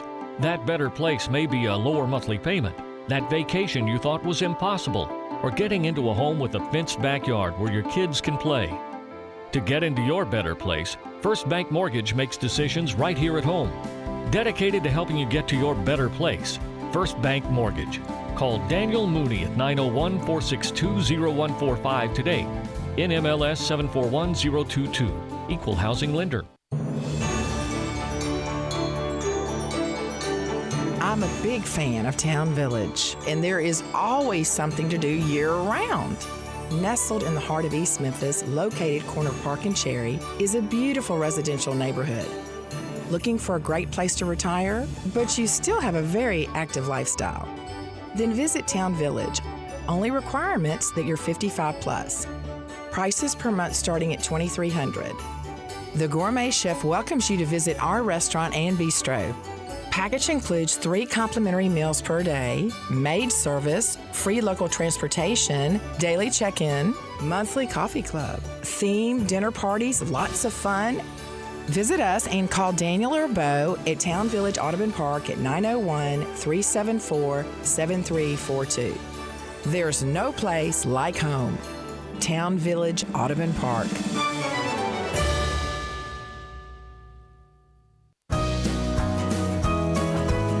Hey folks, I'm Jarrett Carter. My family recently purchased East Memphis Ace Hardware at Quince and White Station, and we're excited to offer the best selection of Big Green Egg and Traeger grills. And then don't forget about our Benjamin Moore Paint Studio and the Garden Center for fall flowers. Save 60% with our new Duracell key fob replacement program. We have a master locksmith service as well as glass cutting and screen repair. We're located at Quince and White Station behind Three Little Pigs. Look forward to seeing everyone over the holidays. It's game on at the new Moneyline Book Bar and Grill inside the Gold Strike Casino Resort. Now you can bet on all of your favorite sports and watch the games on 60 HD TVs while you lounge in plush seating and enjoy craft beers, signature cocktails, and great food. Plus, don't miss the Topgolf Swing Suite, a virtual reality experience with a variety of fun interactive games every sports fan will love. Visit the Moneyline Bar, Book, and Grill at Gold Strike Casino Resort for Monday Night Football happy hour specials. Or anytime you want a piece of the best sports action in Mississippi. Welcome back to Sports 56 Mornings with Peter Edmiston and CJ Hurts. This hour is brought to you by Acura of Memphis. Here once again are Peter and CJ. The big stuff. Who do you think you are, Mr. Big Stuff? You're never gonna get my love. Mr. Big Stuff. What a way to end. Went down 0-2. They had us at first. I ain't gonna lie. But after that 0-2 start, the last 2 hours your boy was in here. You have me nervous on February 3rd, man. I'm proud of you. Gonna have these streets hot at me. Yes. Yeah, this is not the month to be messing around like that. No, you can't. Not this month. No. You bailed him out, Zach. That was good for you. I appreciate that. That was like That's teamwork, baby. What that was like the equivalent of like the a few of the short passes to get the confidence back to the quarterback. Let's just throw a few little. Let's get that rhythm back. Get to the free throw line. Let's call timeout. Run a quick curl screen for my man. Get him something, catching the ball going towards the rim, so we can see the ball going in. Maybe get fouled. Just get the foul line. Just get a little rhythm. It's like Dwayne Wade throwing the lob to LeBron. Just get the easy two. Get him something. We gotta get our man something here. And that's exactly what we did this weekend. By the way, in addition to all the other fun stuff that happened, Ja Morant went from down in New Orleans playing up against Zion in a fun 1-versus-2 battle. They swapped jerseys after the game. Grizzlies did not win. They weren't expected to, and they certainly lived up to that expectation by losing that game. But Saturday night, the spot was hot in Murray, Kentucky. Yeah. Woo! Where they retired Ja Morant's jersey. And you may say to yourself, isn't Ja 20? They retired that jersey? And I say to you, why the hell wouldn't you? Of course you would retire his jersey. Why wouldn't you retire it? Should have retired it as soon as he left. Yeah, I mean, while he was playing. Take it off. Hey, time out. Give me your jersey. Why? Because it's hanging up there. Nobody's going to wear it again. You'll just play skins from now on. I mean, it was, if you look at the history, the storied history of Murray State, you don't have a lot of Ja Morant-esque talent. You do have like a Cameron Payne or a Isaiah Kenan or Popeye Jones back in the day, so that's cool. But Ja's clearly on a different level already. Yep, and presumably will be. So you might as well just go ahead and Why wait? You got a free Saturday night. He's not playing a game. I mean, let's come on, get this jersey, Ja. We got this thing coordinated nice. Let's go put that up there in the rafters. You could tell that it meant a lot to him, and you could tell even when they had Murray Day a couple of weeks ago. Here and 1,200 people came down from Murray. There's a very special relationship. There's something about it. I think I would have to think it might be appealing in some way. Not that anyone expected Ja to be this, but for a player who is a highly touted player, it might be kind of interesting to watch to see like if you're watching the reaction to Ja, you're watching the reaction to Damian Lillard. You're seeing Kawhi had his jersey retired. Kawhi had his jersey, also. yeah. San Diego State. And San Diego State's probably a little, it's a little bigger than Murray State or Weber State, but yeah, same kind of thing. There's a certain appeal to being like the guy. I mean, look, as much as it's got to be cool to be part of the Duke, legacy or the Kentucky legacy or the Kansas legacy or UCLA or whatever, you're not getting like 1,200 fans flying in or coming in from wherever to watch you play. You might have a pocket, a few here and there, but like there's a special connection those small schools have.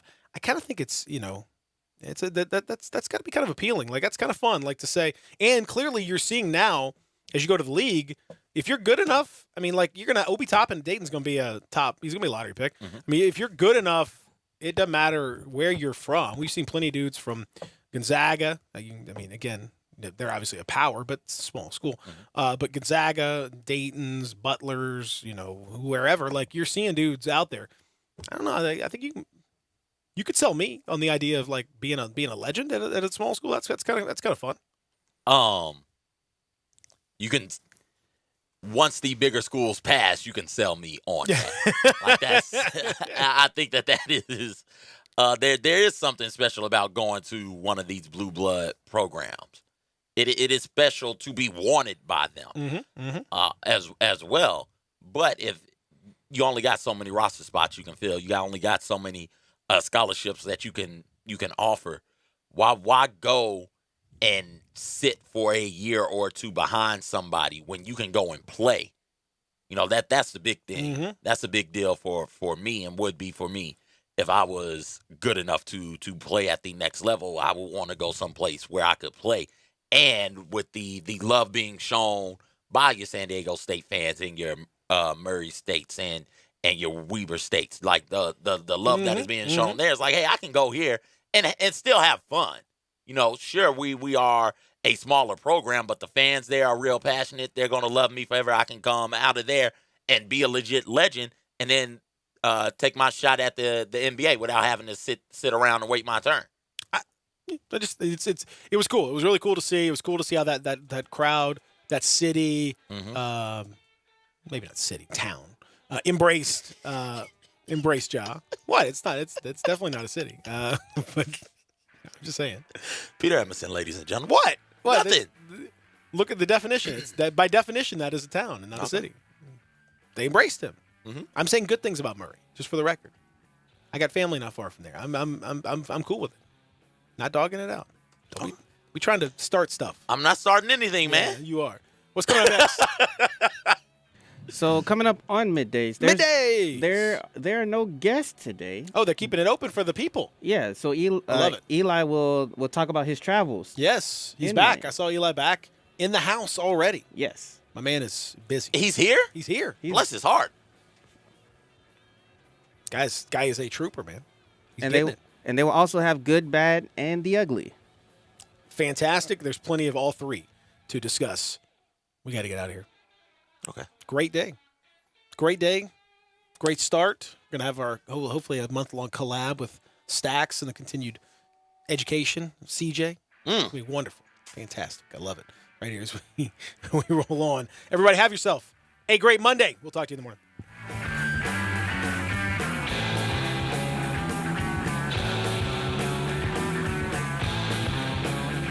The Vargas family, legendary Memphis restaurateurs